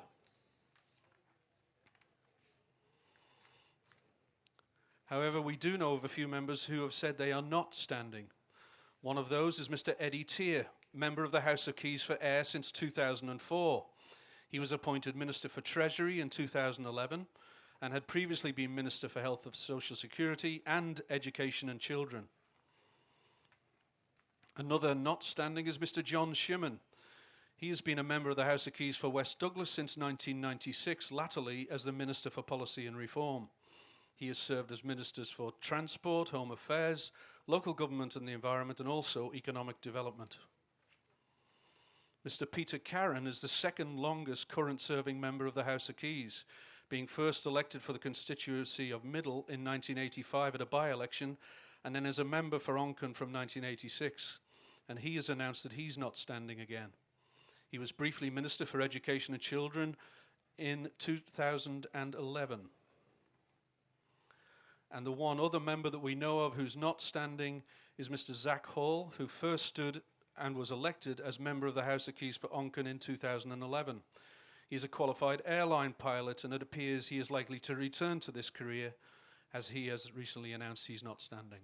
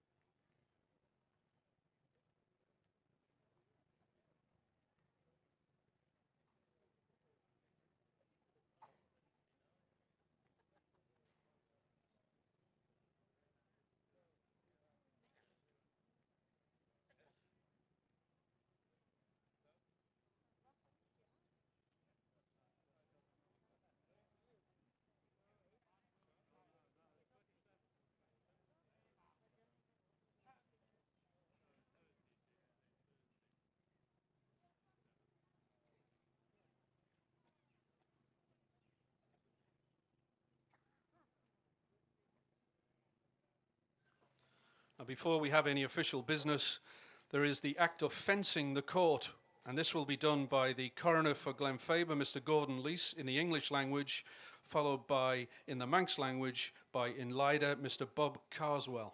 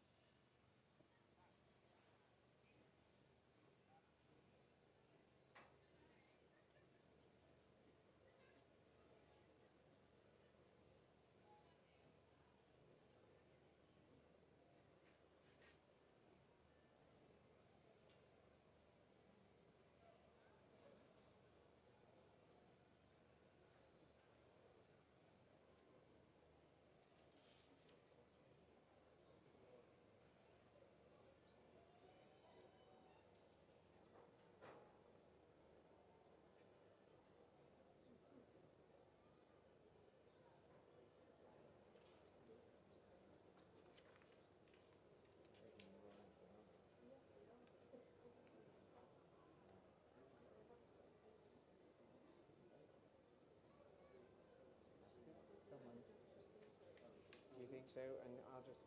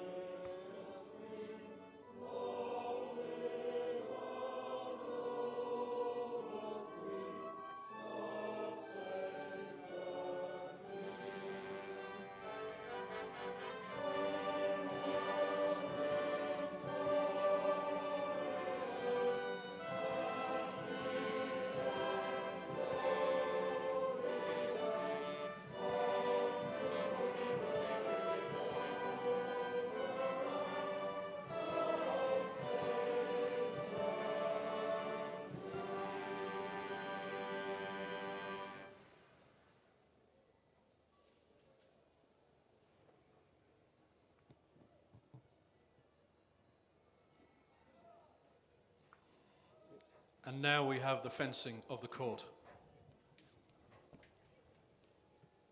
You switch this on. Learned First Deemster, direct the court to be fenced.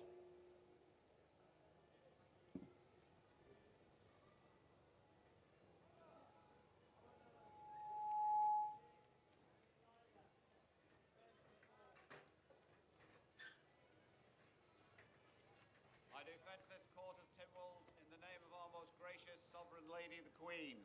I charge that no person do quarrel, brawl or make any disturbance, and that all persons do answer their names when called. I charge this audience to witness, this court is fenced. I charge this audience to witness, this court is fenced. I charge this whole audience to bear witness, this court is now fenced.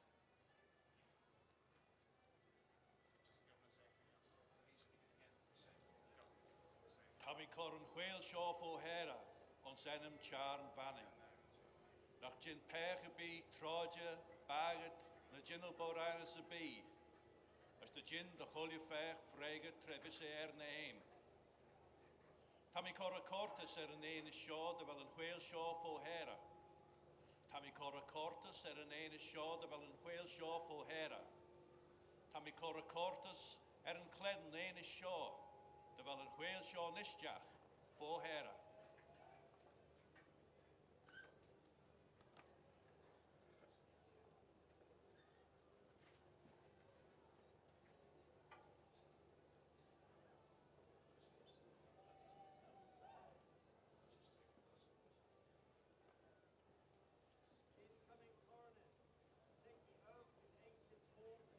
Your offices for the ensuing year and receive your staves of office from the hands of His Excellency.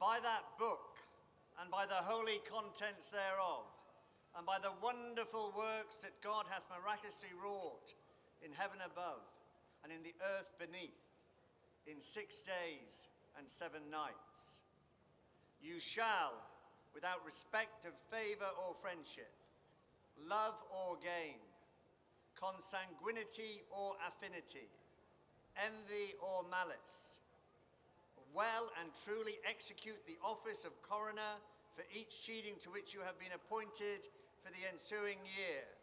So help you God.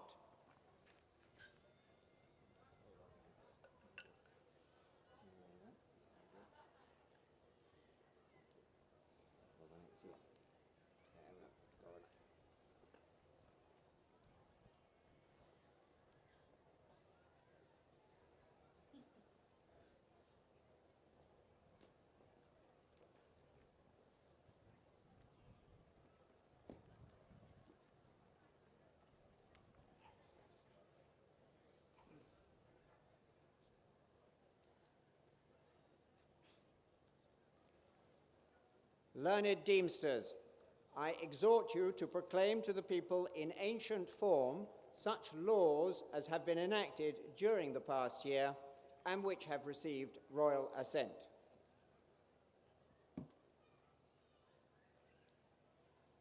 Freedom of Information Act 2015, which provides for the disclosure of information held by public authorities.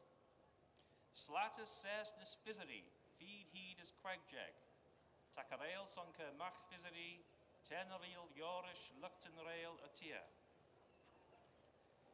Designated Business Registration and Oversight Act 2015, which requires the Financial Supervision Commission to monitor compliance on the part of certain non-financial businesses and professions with anti-money laundering and counter-terrorism legislation.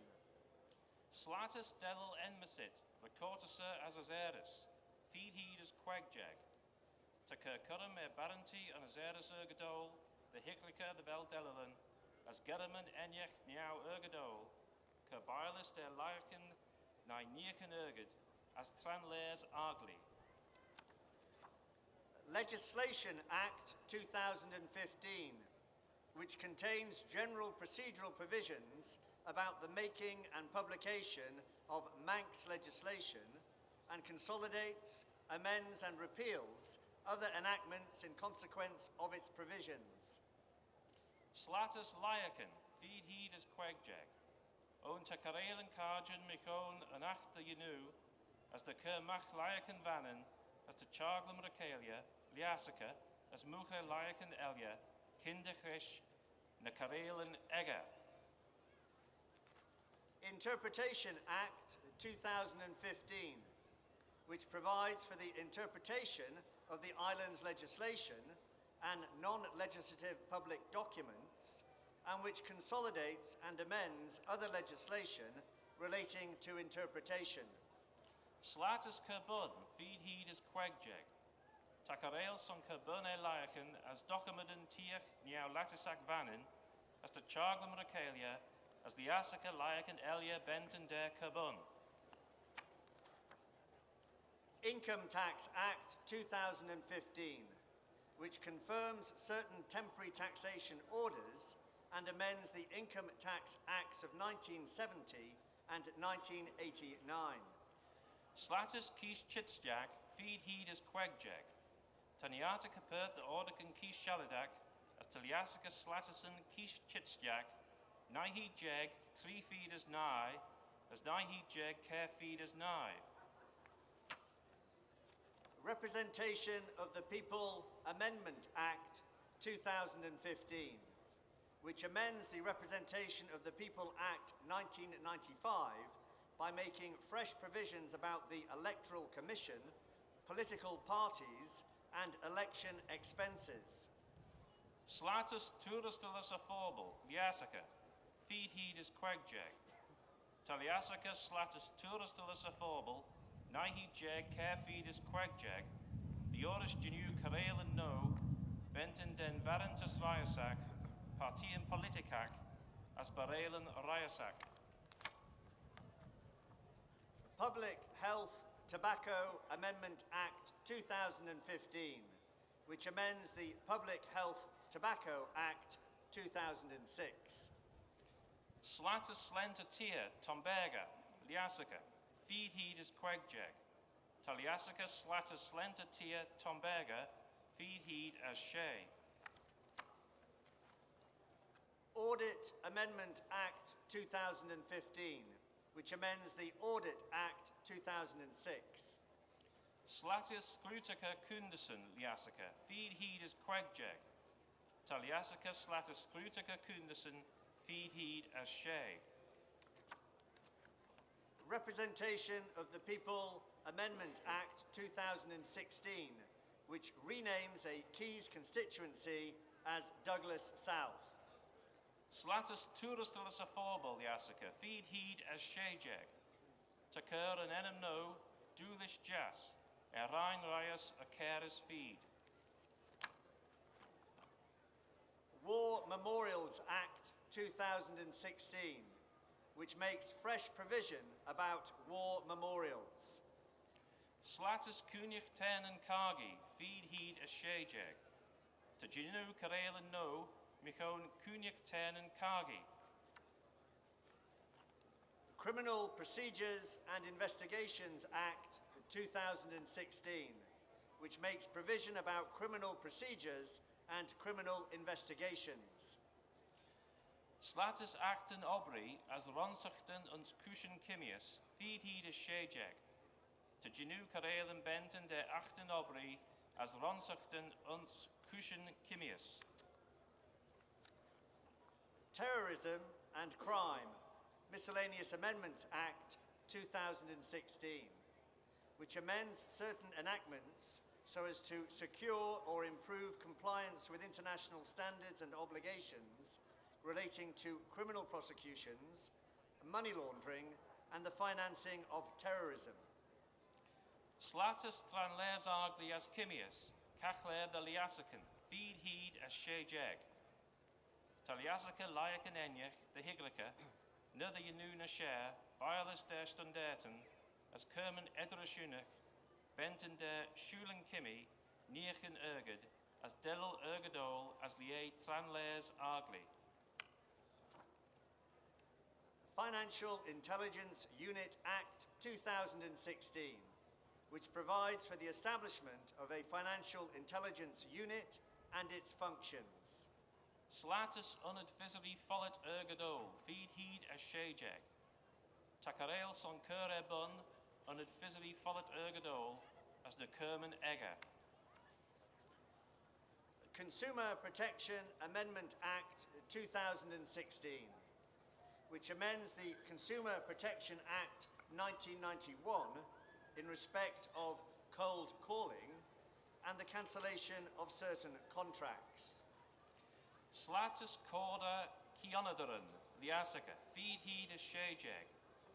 Taliasica slatus corda kionadaran, nahi jeg care feed as nenjeg, benten de krek niau quidit, as muka canenten enyek.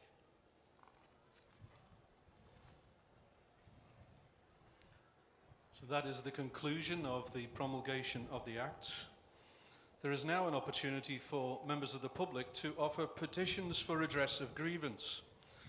Until 1963, this had orally been exercised only twice in the 20th century, in 1916 and 1968. The opportunity was again exercised in 1978, since when petitions have been handed in annually. Now, the petitions are intended to be an appeal of last resort, giving access to the highest court in the land when all other possible remedies have failed. Strict rules regarding the petitions mean that you must have the correct legal wording. All the petitions will be handed to the Lieutenant Governor, and he will then make an announcement as to what action will be taken. Has Your Excellency any further commands? If any persons wish to present a petition, let them now come forward.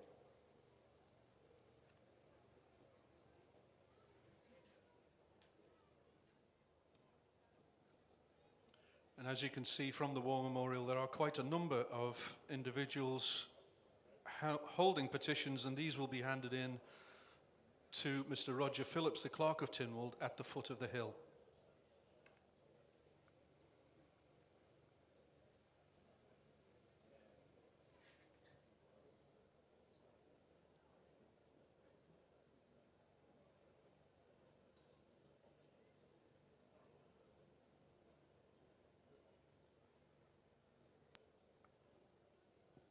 And included amongst those, some of you will have spotted that there is the former Chief Minister, Mr. Tony Brown.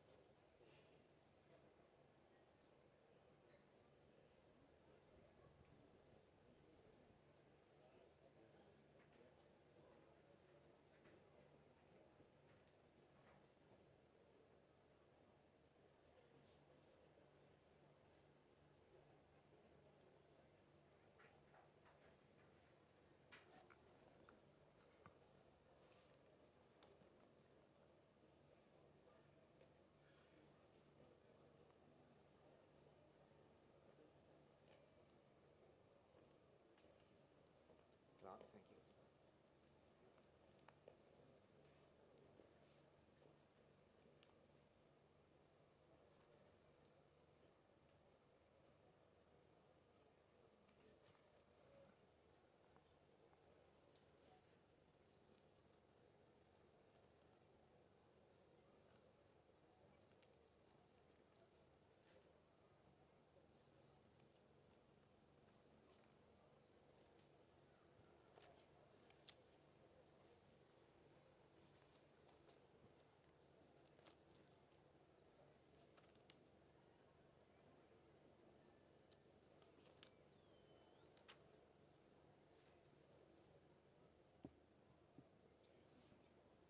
I shall refer these petitions to the Standing Orders Committee of Tynwald, who will report thereon at their earliest convenient.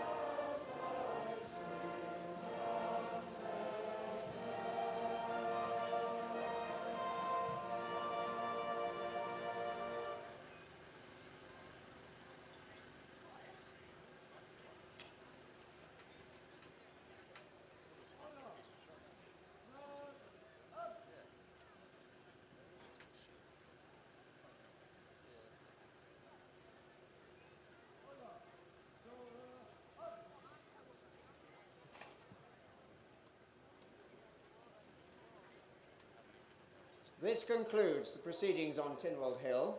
There will now be a sitting of Tynwald Court in the Royal Chapel with the learned Deemsters, the captains of the parishes and others here assembled. I am pleased to accept the invitation of the President of Tynwald to be present at the sitting of Tynwald Court and to witness the captioning of the acts just promulgated.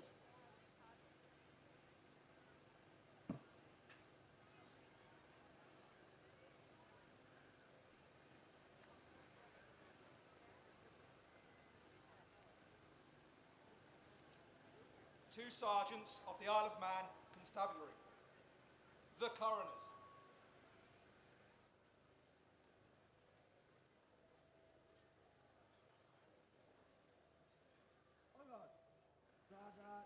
The Senior Salvation Army officer.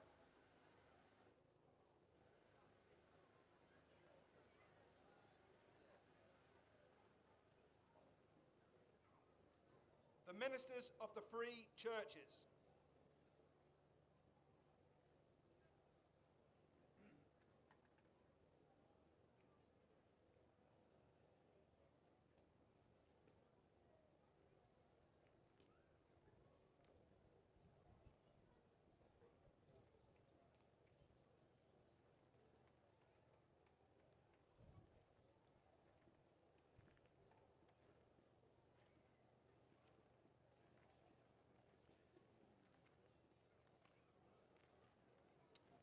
The chairman of the Isle of Man district of the Methodist Church.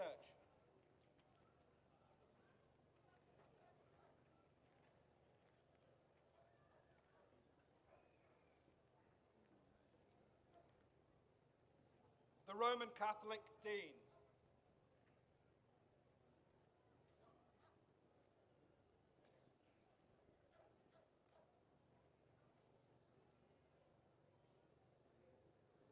The beneficed clergy.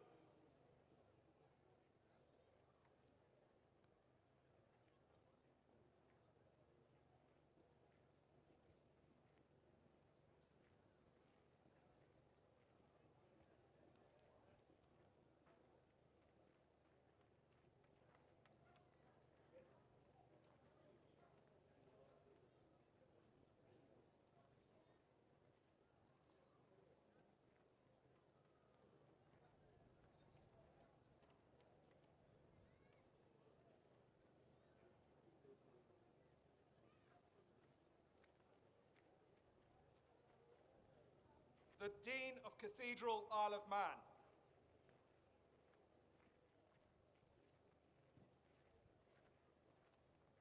The Vicar General.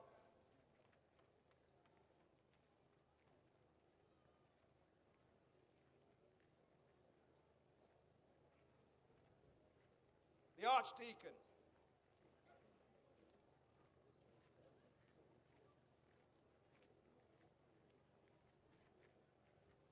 The Chairman of the Town and Village Commissioners.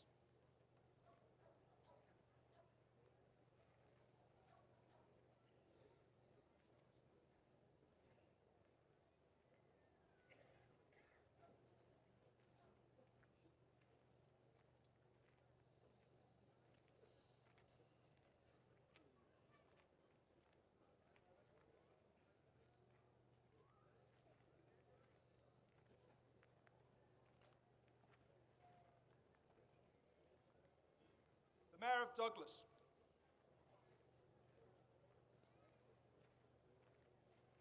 The Chief Registrar.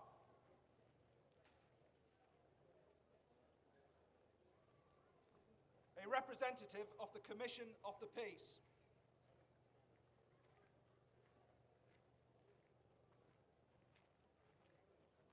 The captains of the parishes.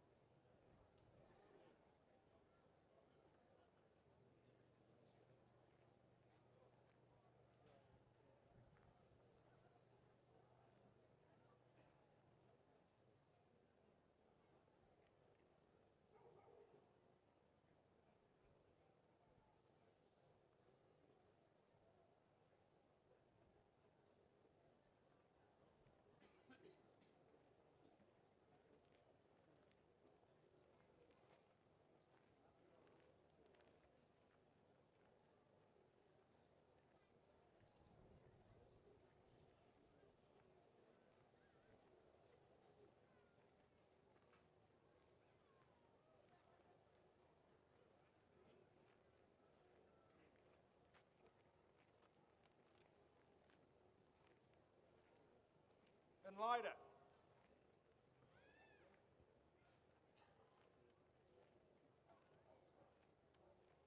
The High Bailiff.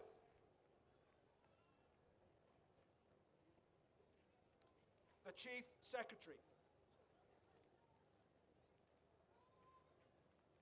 The Chief Constable.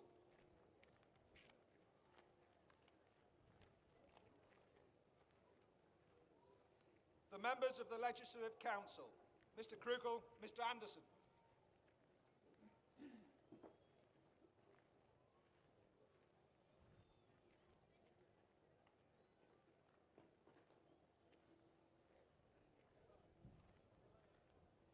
Mr. Henderson, Mr. Cretney.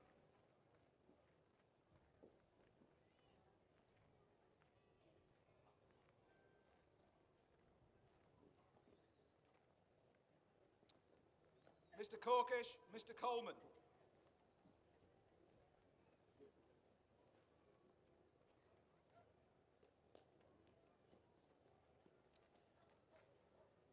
Mr. Turner.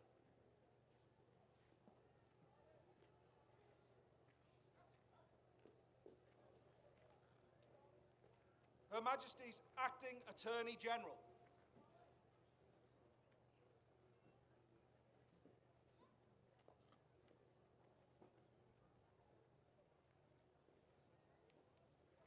The Lord Bishop.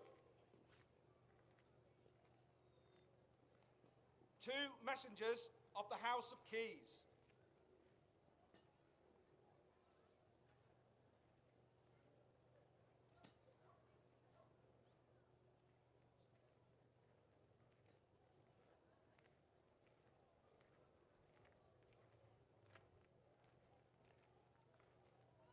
The Chaplain of the House of Keys.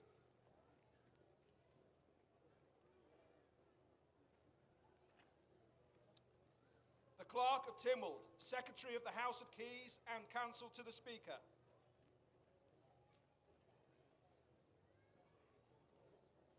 The members of the House of Keys, Mr. Quirk and Mr. Quayle.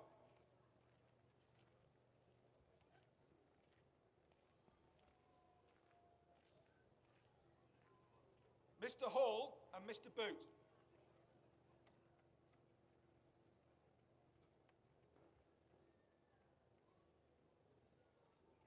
Mr. Carron, Mr. Harmer.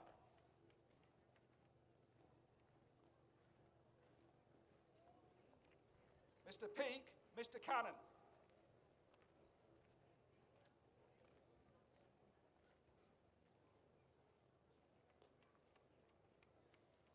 Mr. Tier.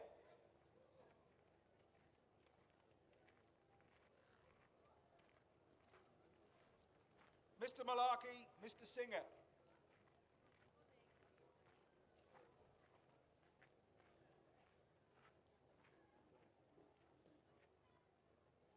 Mr. Shimon, Mr. Krajine.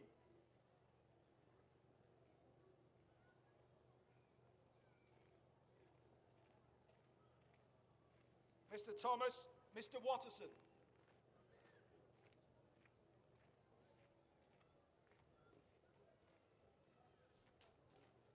Mr. Jocken, Mr. Skelly.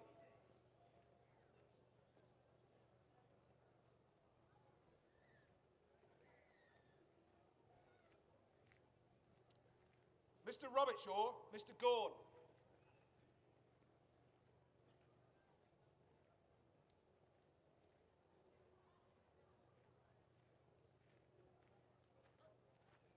Mrs. Beecroft, Mr. Ronan.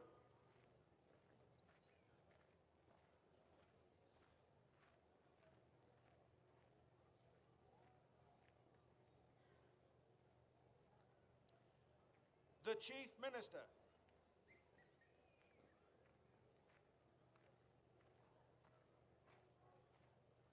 The Speaker of the House of Keys.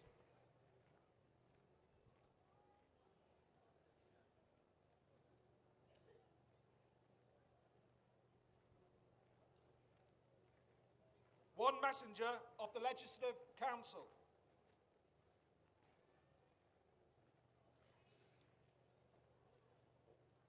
The Deemster.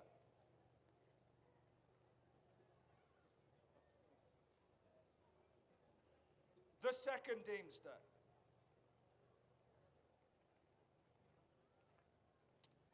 The first Deemster and Clerk of the Rolls.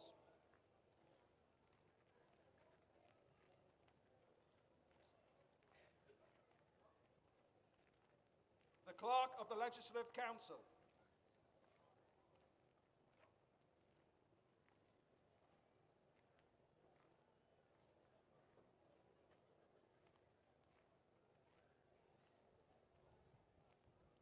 Two, Guardian Cody. The Tynwald Seneschal.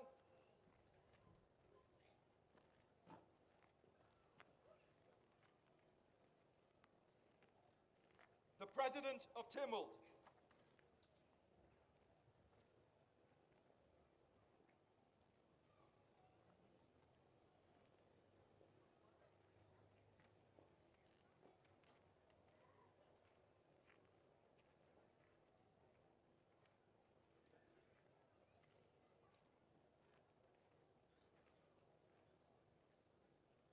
Two sergeants of the Isle of Man Constabulary.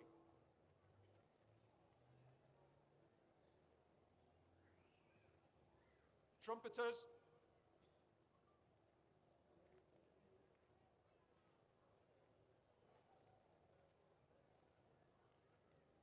The Steward of State.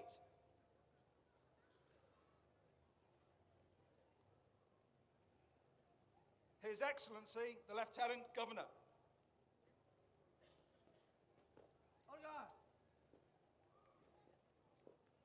The Private Secretary to the Lieutenant Governor. And the Surgeon to the Household.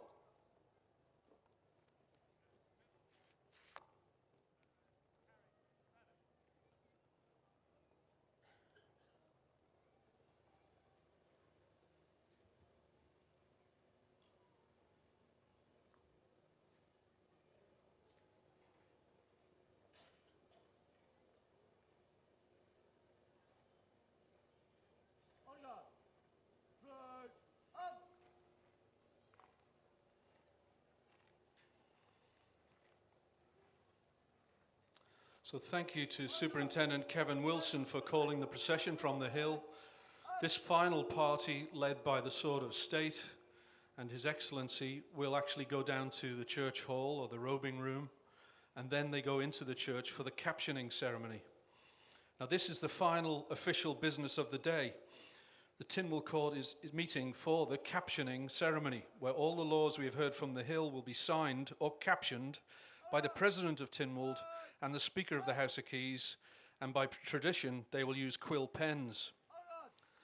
And you'll be able to follow that ceremony on the big screen as members assemble inside the church.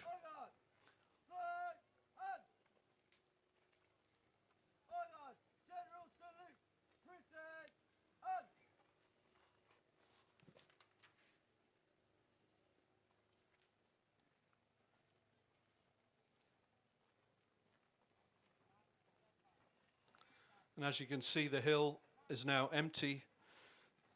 It is quite some amazing structure. It is 12 feet high and 72 feet in diameter, and it's believed to be the burial mound over the remains of an important chief, probably from the Bronze Age.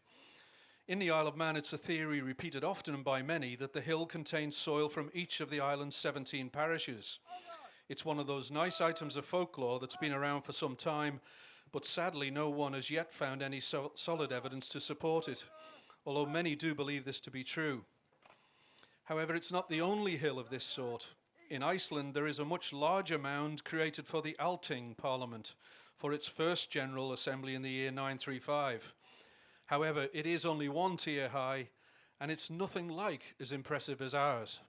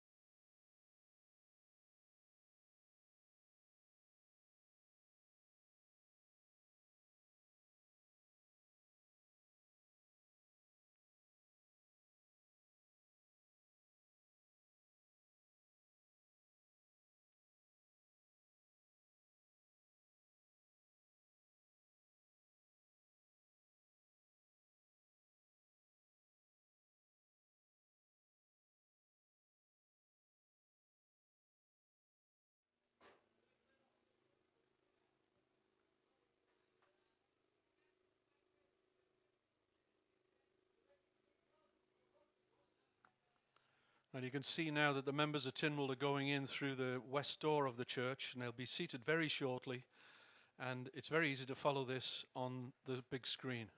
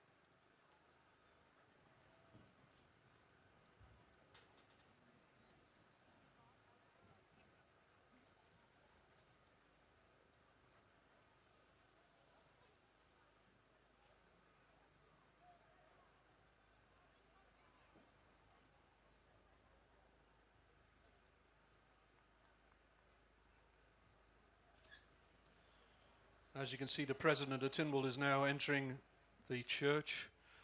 I think we'd just like to say our thanks are due to everyone involved today in the organisation of Tynwald Day.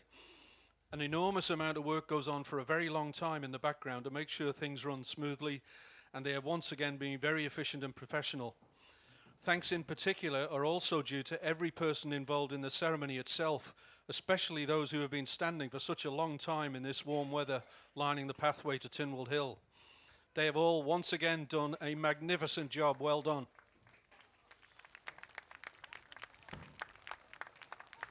My honourable members, I have invited His Excellency the Lieutenant Governor, His Honour the Deputy Governor, First Deemster and Clerk of the Rolls, His Honour the Second Deemster and His Honour the Deemster to join us to witness this sitting of the court. I call upon the Clerk of Tynwald to escort them to their places.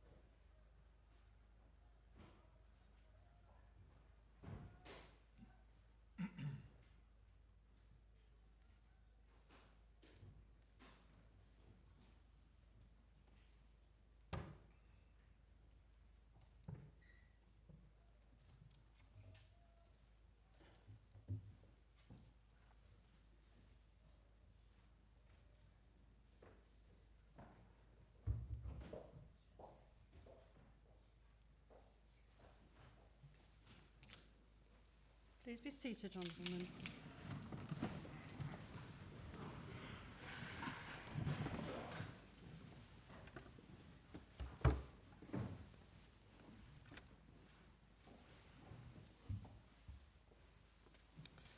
Your Excellency, Your Honours, it is my pleasure on behalf of Tynwald Court to welcome you here this morning to this final business of the proceedings this morning. I particularly wish to extend a welcome to you, Your Excellency, on this first occasion on which you have presided over our ancient ceremony on Tynwald Hill. Members of the Council, Mr. Speaker, members of the House of Keys, we shall now caption the acts which have just been promulgated on Tynwald Hill.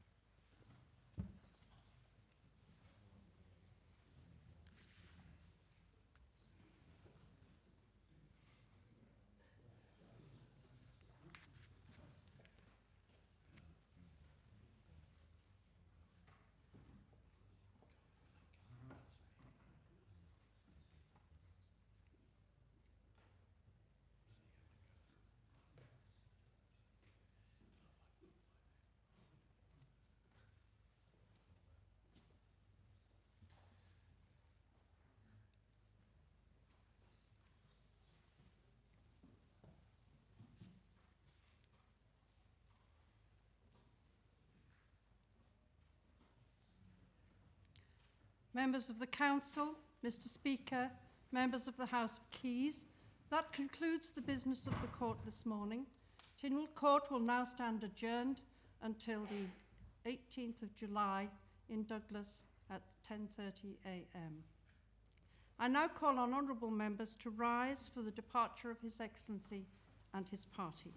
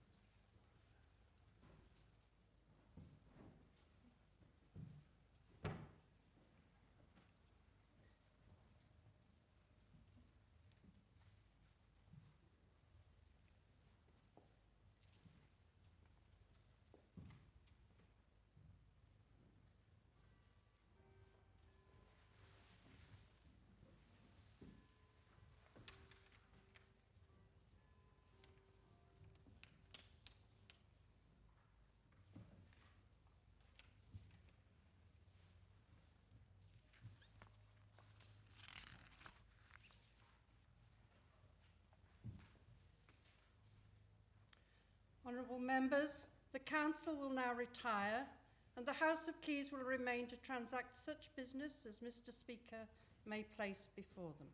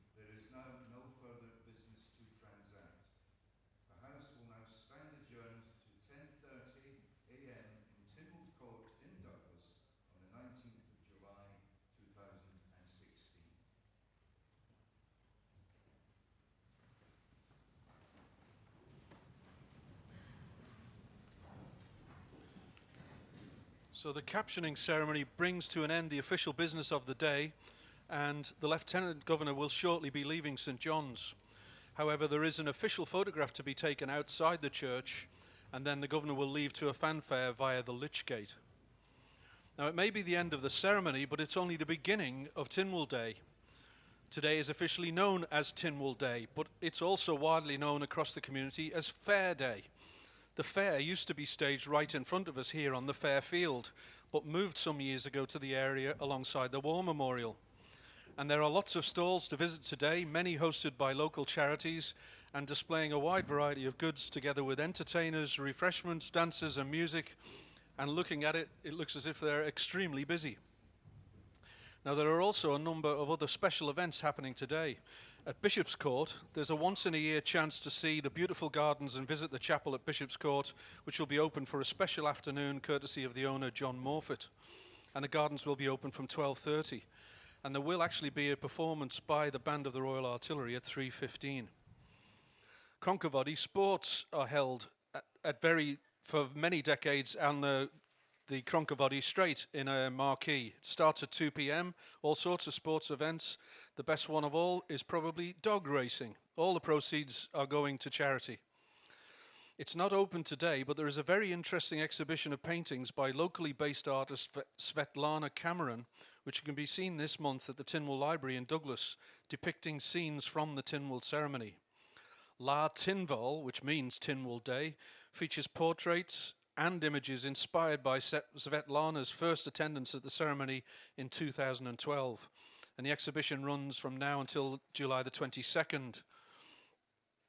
Another exhibition worth seeing is at the Manx Museum in Douglas, where the renowned photographer Chris Killip has a display of images of people and places in the Isle of Man, most of which were taken in the early 1970s, and some of which have never been exhibited previously, and this is very well worth seeing.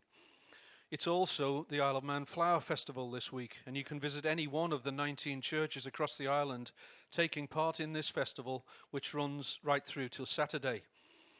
The churches close to St John's include St James in Dalby, Glenmay Methodist Chapel, Holy Trinity Patrick, and Peel Cathedral.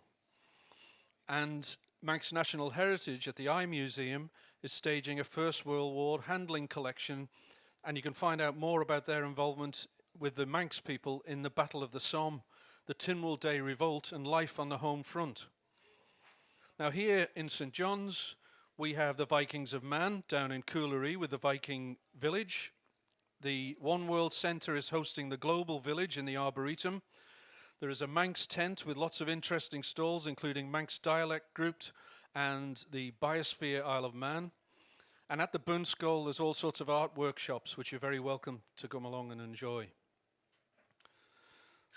So finally, thank you to all of you who have travelled to St John's today to see this unique piece of Manx history, started all those centuries ago by the Vikings here in the Isle of Man, the gem of God's earth.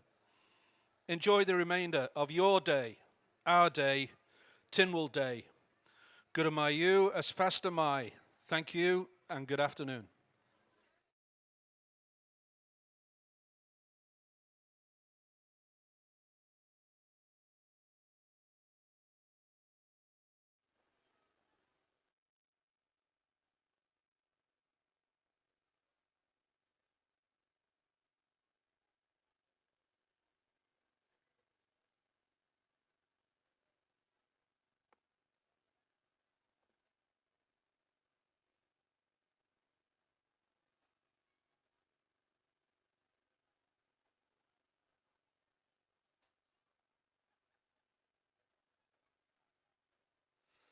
We have one extra item.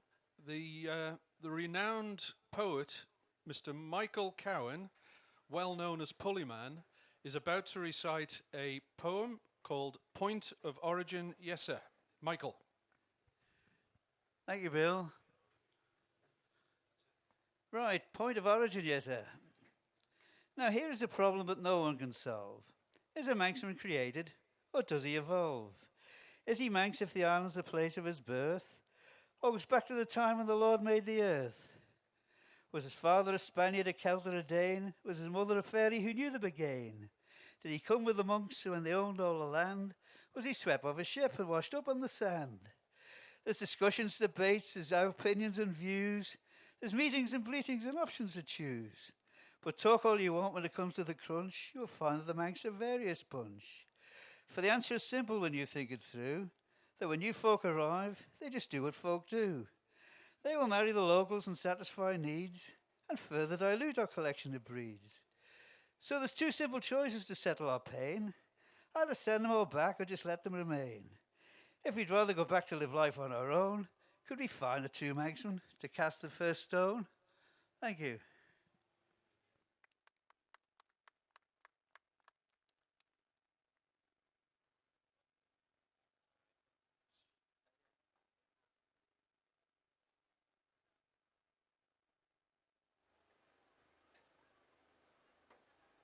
Thank you, Molly. Is it all right? Few mistakes. The Archdeacon.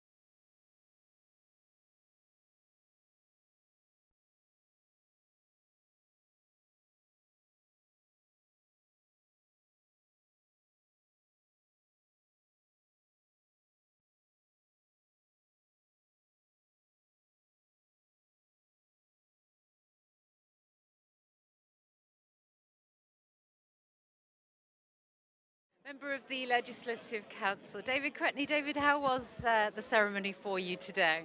I always enjoy it. I mean, it's 31 years that I've attended Tynwald ceremony.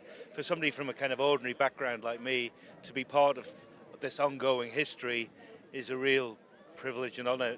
Firstly, to represent the people of South Douglas, and now in my new role for 5 years. And this new role, how have you been finding it? I mean, it must be a huge contrast to what you've been used to. It is, and I don't like it as much as the House of Keys, to be honest. And I'm glad I said at the start that I would only do one term. If I can help in any way in terms of making the changes which I think are necessary in terms of improved democracy in Tynwald, you need to have people in the Legislative Council who are prepared to go with any reform that perhaps Lord Lisvane suggests. I'd like to play my part in that regard if possible. And as we come to the end of the political year on the Isle of Man 2016, what are your thoughts in review of the past year? I think the past year, as similar to the several years previous, have been much more difficult for the Isle of Man. I've been a member, as I say, for 31 years. The last 5 years has by far been the most challenging for the Isle of Man. We've made progress over a lot of areas over a lot of years. In some areas we've had to go backwards in this past 5 years, so I regret that. I hope that the times ahead will be, I remain an optimist, so I hope that things will improve, and I'd like to obviously play my part in that whilst I remain. However, if you look globally, we're in challenging times. If you look at America, you see what we may get a President Trump. I mean, if you look in the UK, it's just with the latest moves in the last couple of weeks, I just worry a little bit, and I hope we can get some stability. I think stability is very important, both the Isle of Man and the UK, and that's not going to happen in the short term because of what went on last week. So hopefully we'll make progress in due course. Okay, and you mentioned stability, but of course we have the general elections in September, more transition for the Isle of Man. What is the most important thing, would you say, for the new administration moving forward? Yes, well, there's at least 4 members who are here today who won't be here next year. There'll be new members coming along, and obviously the most important thing is to make sure the economy goes forward and we're able to provide the services for the people that we represent. Mr. Cretney, thank you very much. Happy Pleasure. Tynwald Day. Thank you very much. Okay, I'm here now, Douglas West, MHK, Chris Thomas. Thanks for joining us. How's your Tynwald Day gone so far? It's been sunny. Last year it was a bit rainy, and I think that's probably going to be in my manifesto, the one of the rain, because the pictures are slightly better, but it's actually much nicer to be on a sunny day, on our National Day. Very good. And of course you've announced your intention that you're standing again for Douglas Central now. So talk to me a bit about the new challenge that the change to constituency boundary lines. Yeah, there are 12 rather than 15 constituencies. We've all got the same number of elected people on the register, and so I think it'd be better for Manx politics. Each person has got the same number of representatives, the same number of votes. It's actually a very important year this year. 2016 is the 100th year after we actually had quite an eventful Tynwald here in 1916. I like to think this is a year of democracy because it's also 150 years after we first had the vote in the island and 60 years after the petitioning process was revitalised. And I think that's a great thing about National Day, actually the idea that people can come up and put down their petitions either to redress grievance or just to raise an issue of policy, and I think that's a very important part of our tradition. Now, of course, you were here as a petitioner in 2012, before your political career took off. So yeah, it's an interesting journey for you, I suppose, from that point to now where you're a representative. Back in 2012, it was about issues to do with morale in the public service, and we've still got issues to do with morale in the public service. Public service is a wonderful thing, and one of the most important challenges we've got these days is sorting out our public sector pensions, so there's confidence in those amongst those workers who are doing valuable jobs, but also balancing it with the finances, which are not quite as healthy as we would like them to be. And if all goes to plan and you're successful in your bid for re-election, some fairly turbulent waters ahead, would you say? I think so. I think it's going to be a very challenging time, 2017-18. We've had 31 years of growth. Let's hope we still have growth, but the most important thing is getting the most out of the growth, because what matters at the minute for people is pounds in their back pocket and the services they're getting from government, which depends on them paying some sort of taxes. And we've had far too many stealth taxes affecting poorer people, and we've got to rebalance the rebalancing, and I think it is actually going to be an important time. And that's why Tynwald Hill and Tynwald Day is important, because it is about the people having a chance to approach politicians, and that is what's wonderful about our political tradition. So as it stands, I mean, are there any, I imagine you've not been able to achieve everything that you wanted to when you initially set out. Are there any major areas that you really want this extra 5 years to have to continue tackling? Finances, I think eventually every era in politics changes slightly, and I think we're on a cusp in the Isle of Man, because, you know, next time round it's probably like the mid-70s, when there will be many fewer older, longer-standing politicians in the House, and I think that probably might be helpful, because if you've been involved with introducing something, it's always harder to let it go, and I do think we need a new politics for the next 5 years and coming decades. We've got to adjust to Brexit, we've got to adjust to the new way that the international community looks at tax, and the Isle of Man's got to, I think, put together a new identity based on its past and its tradition, and I'm sure that's possible in the next 5 years, and hope to be part of it. Wonderful. Thanks very much for your time. Thank you very much, Lee, for the interview. Cheers. Chief Minister Alan Bell, how has your Tynwald Day been today? I think it's gone very well this morning. It's a beautiful day, but such a contrast to last year, where I got absolutely soaked. I deserve to be in the hot seat today, I think.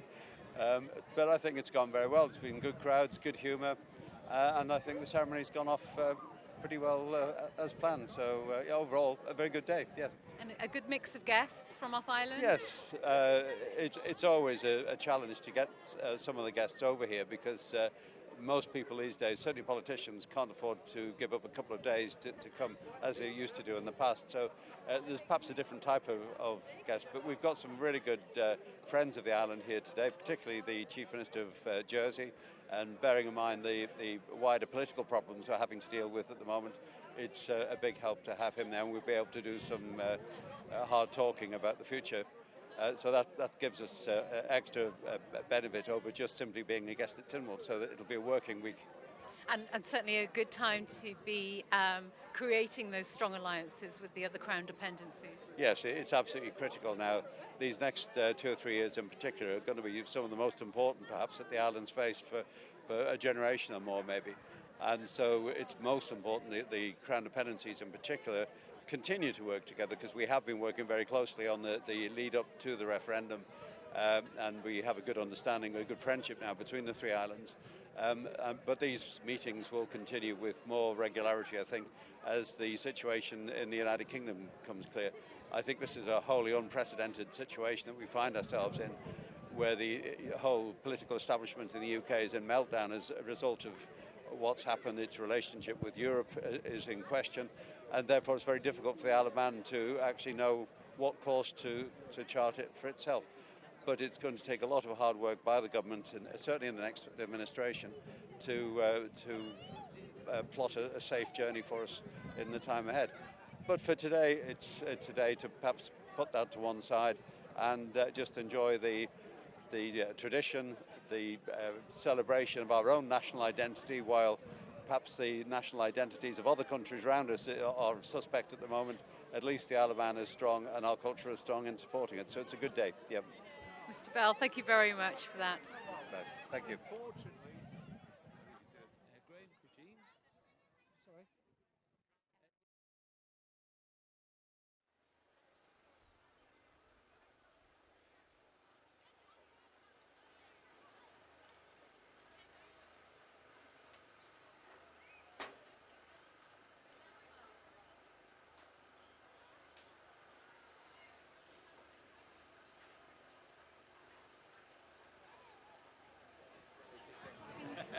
Okay, so we're joined now with MHK from Malone Santon's Graham Jean. So how's your Tynwald Day gone so far?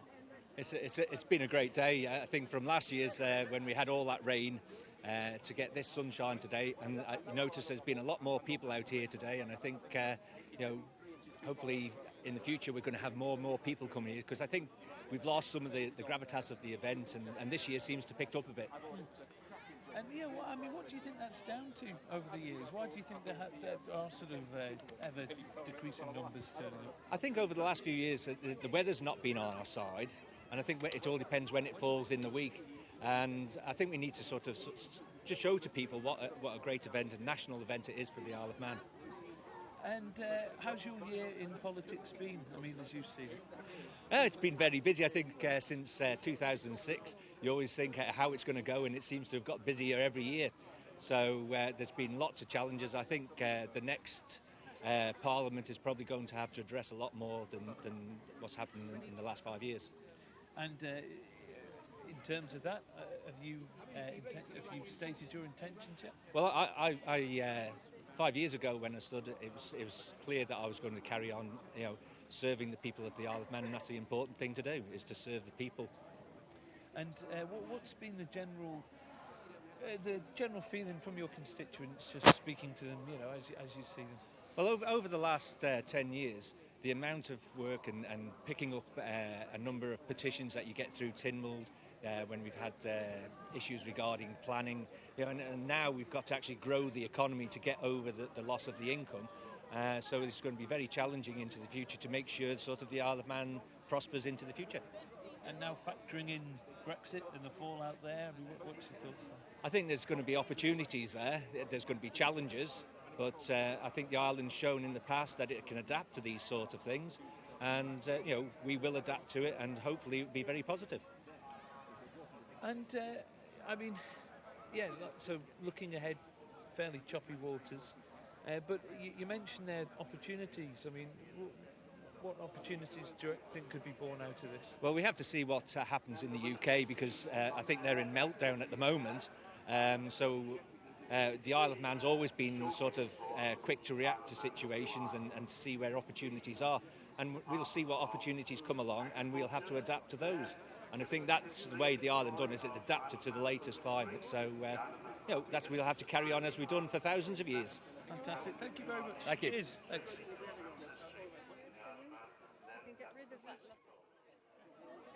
Important on a worldwide context is the President Tynwald, Claire Christian. Mrs. Christian, how has your Tynwald been today? Well, I'm delighted that it's been a fine day and everyone's come here.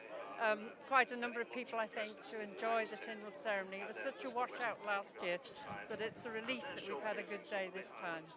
And you mentioned before the ceremony on Manx Radio, encouraging people to come down and enjoy themselves, come together and watch. There is a full day of events, apart from the official part of the programme, the important legal part of Tynwald ceremony.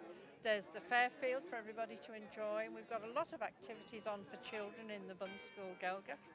And of course the afternoon has a full programme of activities on the green and the concerts in the chapel, so there's a lot to do. Not forgetting, of course, the One World Centre down in the Arboretum. So, and the Vikings are back this year. Yes, I shouldn't forget the Vikings, of course. I saw them early this morning, so they are a wonderful attraction and really add a bit of atmosphere to the whole ceremony. It's quite something down in that village, isn't it? It's like entering into another world. Well, that's the idea, really. This is to display something of what it was like when they came.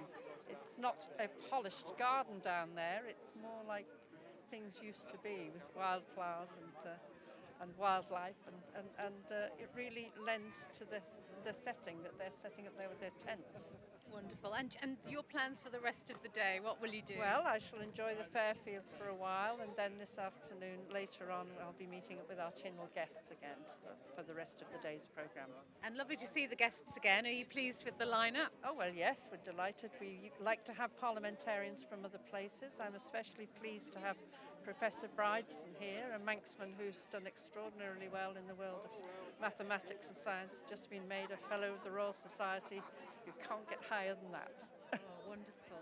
And the parliamentarians who come over from the UK, are they generally familiar with our system here? Yes, by and large they're people we've met and made links with before, so, but many of them haven't been to the ceremony, of course. They're familiar with the day-to-day workings of our liaison with them in Westminster, but perhaps don't have a detailed knowledge of our constitution or our history and the way our tricameral parliament works. So wonderful for them to have that insight. Yes. Claire Christian, thank you very much for joining us. Thank you. Thank you.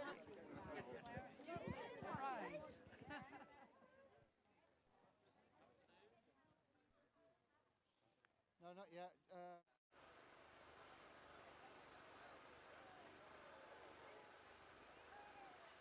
Well, the next thing that you are probably going to be interested in is the Vikings of Man. Now, that happens down in Coollaree, which is just across the road from the Manx tent.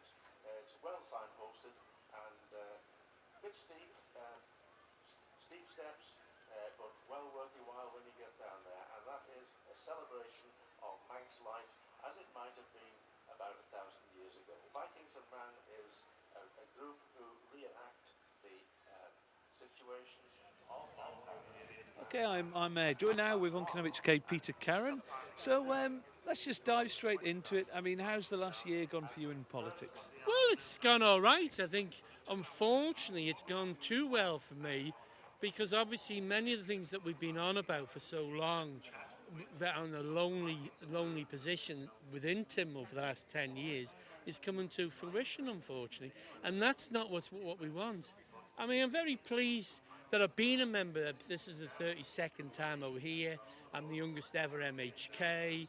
You know, I was the one who did the original water infrastructure that got the AAA rating. And I'm sorry with the government PR that they don't actually promote what some of us have done as far as not being part of the cosy club that has been a lot. Well, it's always been that, but it's going worse again with this dishonest party politics with the Coleman party. So that was going to be my next question. Has there been any improvement there? Any? Oh yes, the island's a lot more just, a lot more democratic, a lot more transparent than when I came in. That's a long. You've got to remember. I mean, I stood in 1981 on an anti-Birch ticket, which was horrendous at the time because, you know, I mean, we nearly got lynched at the meeting, and it wasn't on the human rights; it was on the postcode justice. You know, I mean, and I worry that what I want to see is the justice system dealt with on the basis of mercy and compassion. And what I don't want it on is it's not what you know, it's who you know. And I think we've done a tremendous lot of good on the way that we managed to get the economy going. Because of course, when I first was elected, the average working wage was 45% of the Manx people compared to the Brits, unless they had UK parity.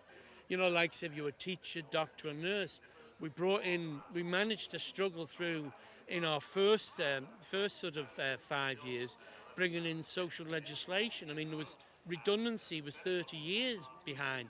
So there's lots of good things. Even today, I mean, before my select committee was brought about on today, you would have seen more Union Jacks than you would have seen no Manx apart from a ladder.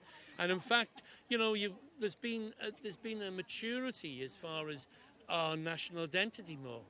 You know, I mean, like the saying used to be, "Hanel the ping of Ashlegilk," you won't make a penny out of the language. Well, of course, we've got people actually employed now that earn their money through the language. And how do you see it? Do you think the Manx public are becoming more actively interested in politics, or are they becoming more disillusioned? I think the danger is I think they're being very apathetic. I think the problem is that people in the position of privilege, like where I've sat for many years, think that they'll do like what they used to do. I don't think the younger generation will put up with what we had, where a boat in the morning wasn't for a come-over, it was for somebody who was a trade unionist, somebody who didn't, you know, I mean, when I first stood, before I stood, I can remember my old people talking to me, and they're all dead now, saying, "You're nuts if you go in there. You know, you're wasting your life, you know, you have an awful time, you want to keep your integrity. But if you are going in there, you must keep 6 months' pay, be able to get a boat, and be able to, you couldn't have, that was it. If you were going in there and you wanted your integrity, you couldn't be part of any business. You had to have 6 months' pay and be able to get in a boat in a hurry." And I'm very pleased that I've never had to get in a boat in a hurry up to now, and hopefully that will never be the case. But I mean, you know, when you think of, you know, I'm very sad when I see people like Rowley Drower, which was a great tragedy, you know, as I say. Unfortunately, we didn't know half what was going on at the time with his premature death and things like that. But I do feel that, you know, things have gone in the right direction, but I can see them going backwards very quickly. Because at the end of the day, what we do is we create the environment. We don't make the money, we make the environment. And I believe that for far too often, what we've seen now is the toxicity because of the club, the Old Boys Club. I mean, the abuse of monopolies, the way we've left with this disgraceful debt with the MEA, the way we've got the expensive off-island transport costs through the user agreement where we give a piece of paper where we were on our own. So I am very pleased that I am being vindicated, but it's not what I wanted, because what I want is I want to do what people did in the other last generation. They made it better for us, and we should be making it better for the next generation. And unfortunately, with bad governance, that doesn't look very good prospects in the next administration, with the way the Brown and the Bell administrations be allowed to abuse Parliament and turn it into a joke, really. Now, in terms of your involvement in politics, for those who may not be aware, where do you stand on the upcoming general election? Obviously, I believe that we need honest, transparent party politics. One of the problems you've got with the present system is the fact that years ago there were two groups that made the strategic long-term policy for the island. And the problem is, what we've got at the moment is we've got another another closed shop who are developing the strategic policy. And unfortunately, too many members of Tynwald are bought off by a departmentship or a thing, and we need to actually get the levelling of arms that the likes of what I've been as the unofficial ombudsman, and basically the only audit apart from Kate Breecraft for the last 15 years in Tynwald. I think it's a good time to say goodbye. Thank you very much for your time. I very much doubt the government will want this put out anyways, you know. Thank you. Go to buy you more. Slavniat. How are you, John? Yeah, just one.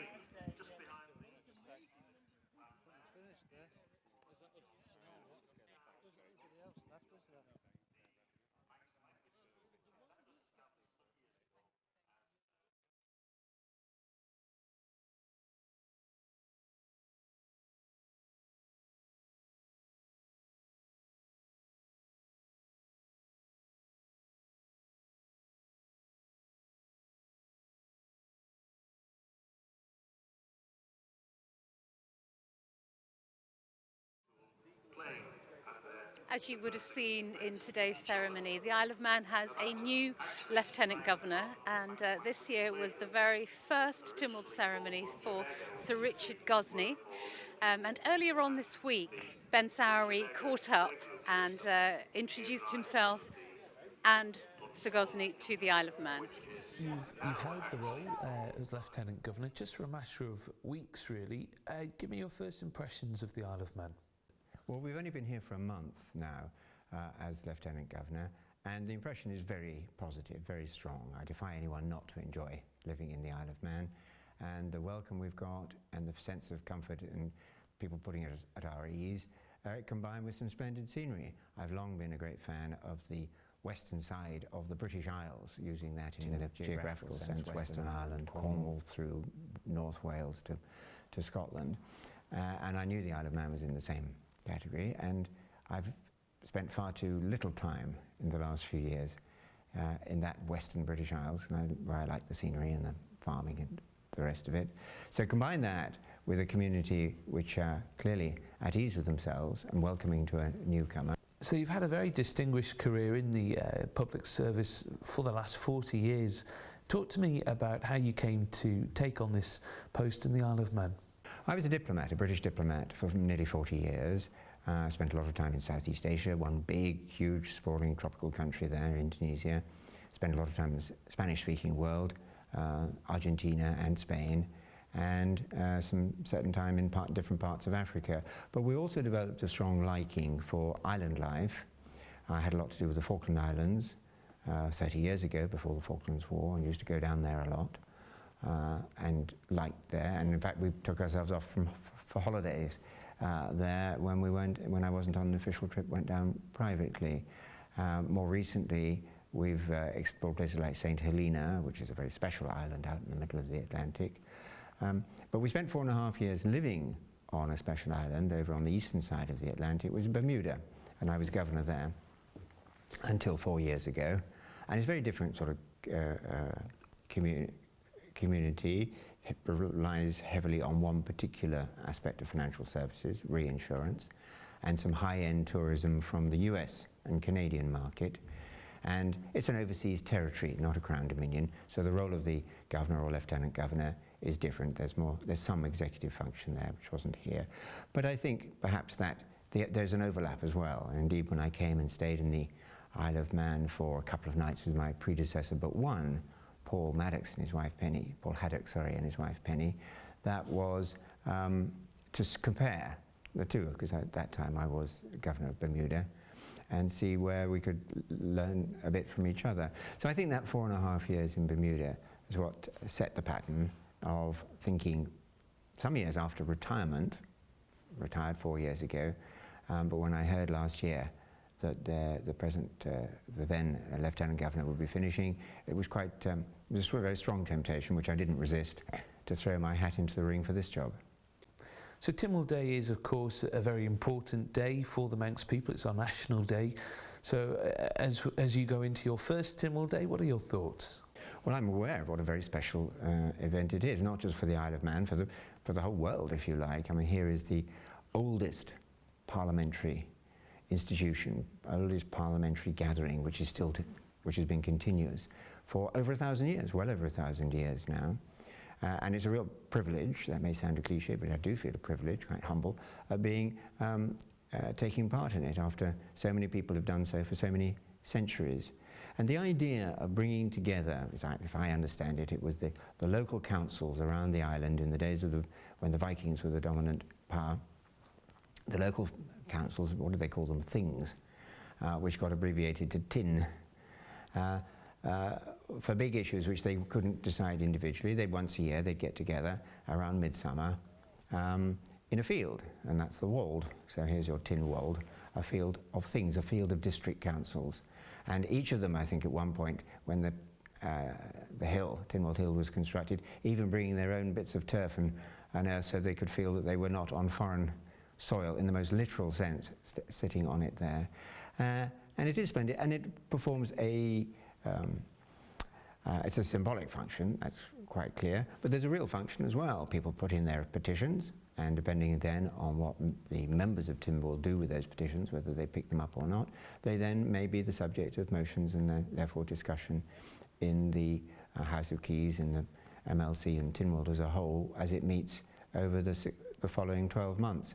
So, very important symbolic event, much looking forward to playing a full part in the day, as is required of the Lieutenant Governor, but also quite conscious that it's not just an ancient democratic celebration, it's a practical democratic celebration that has a direct link to the way the parliamentary government works here, if we can use that general term, parliamentary government works here in the Isle of Man. So it's going to be very special.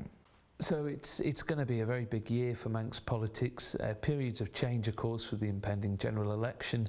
And then we've got to get to grips with the fallout of Brexit. So as you see it, what will be the biggest challenges that we face? Well, I don't know, after only 1 month here, I think I'd be a bit presumptuous to look very far ahead. But in terms of the summer, I hope that the island has a successful Manx Grand Prix, MGP, as it had TT races. I mean, we all hope that the poor people don't spin off their bikes the way they have, but in other respects, I think the TT races were hugely impressive, certainly, and considered a great success. Let's hope for something of the same with the MGP when that happens in, a couple of months' time. The big political issue is Obviously, the Manx population, electorate of this island will vote for whoever they vote for in September, and then the government that follows on from that can begin to get to grips with all the consequences for the island of Brexit.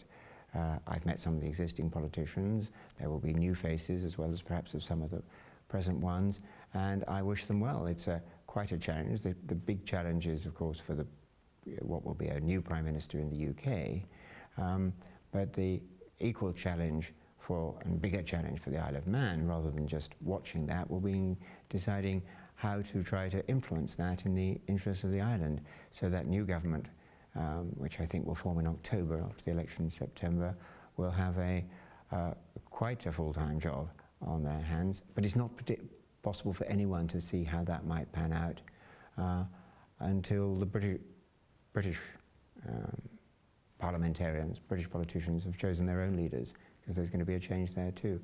But it'll decide the pattern, some aspects of the pattern of the economy for a long time. Okay, so finally, it's your first Tynwald Day as Lieutenant Governor. Would you like to use this opportunity to give a message out to the Manx people?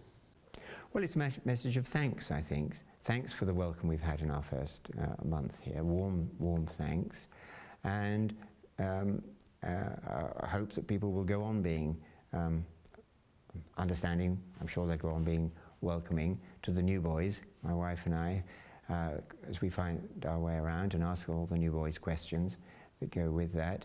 And that they will look to Government House, the present incumbent, me and my wife, as people whom they can turn to and use for their own activities, for their own charities, for their other organisations, as they want to. How Government House and the Lieutenant Governor of the day fits into the life of the Isle of Man really depends on the people of the Isle of Man and what they ask him or her to do. And I'm very happy to be asked to do things by the NGOs and by business. I talked to the Chamber of Commerce the other day and made the point to them that if they have visitors from offshore, from overseas, from the UK or wherever, board members or prospective investors perhaps, and they want to give them a slightly different aspect on the Isle of Man, bring them up here and we'll give them a cup of tea or a drink or whatever, depending on when they can spare an hour.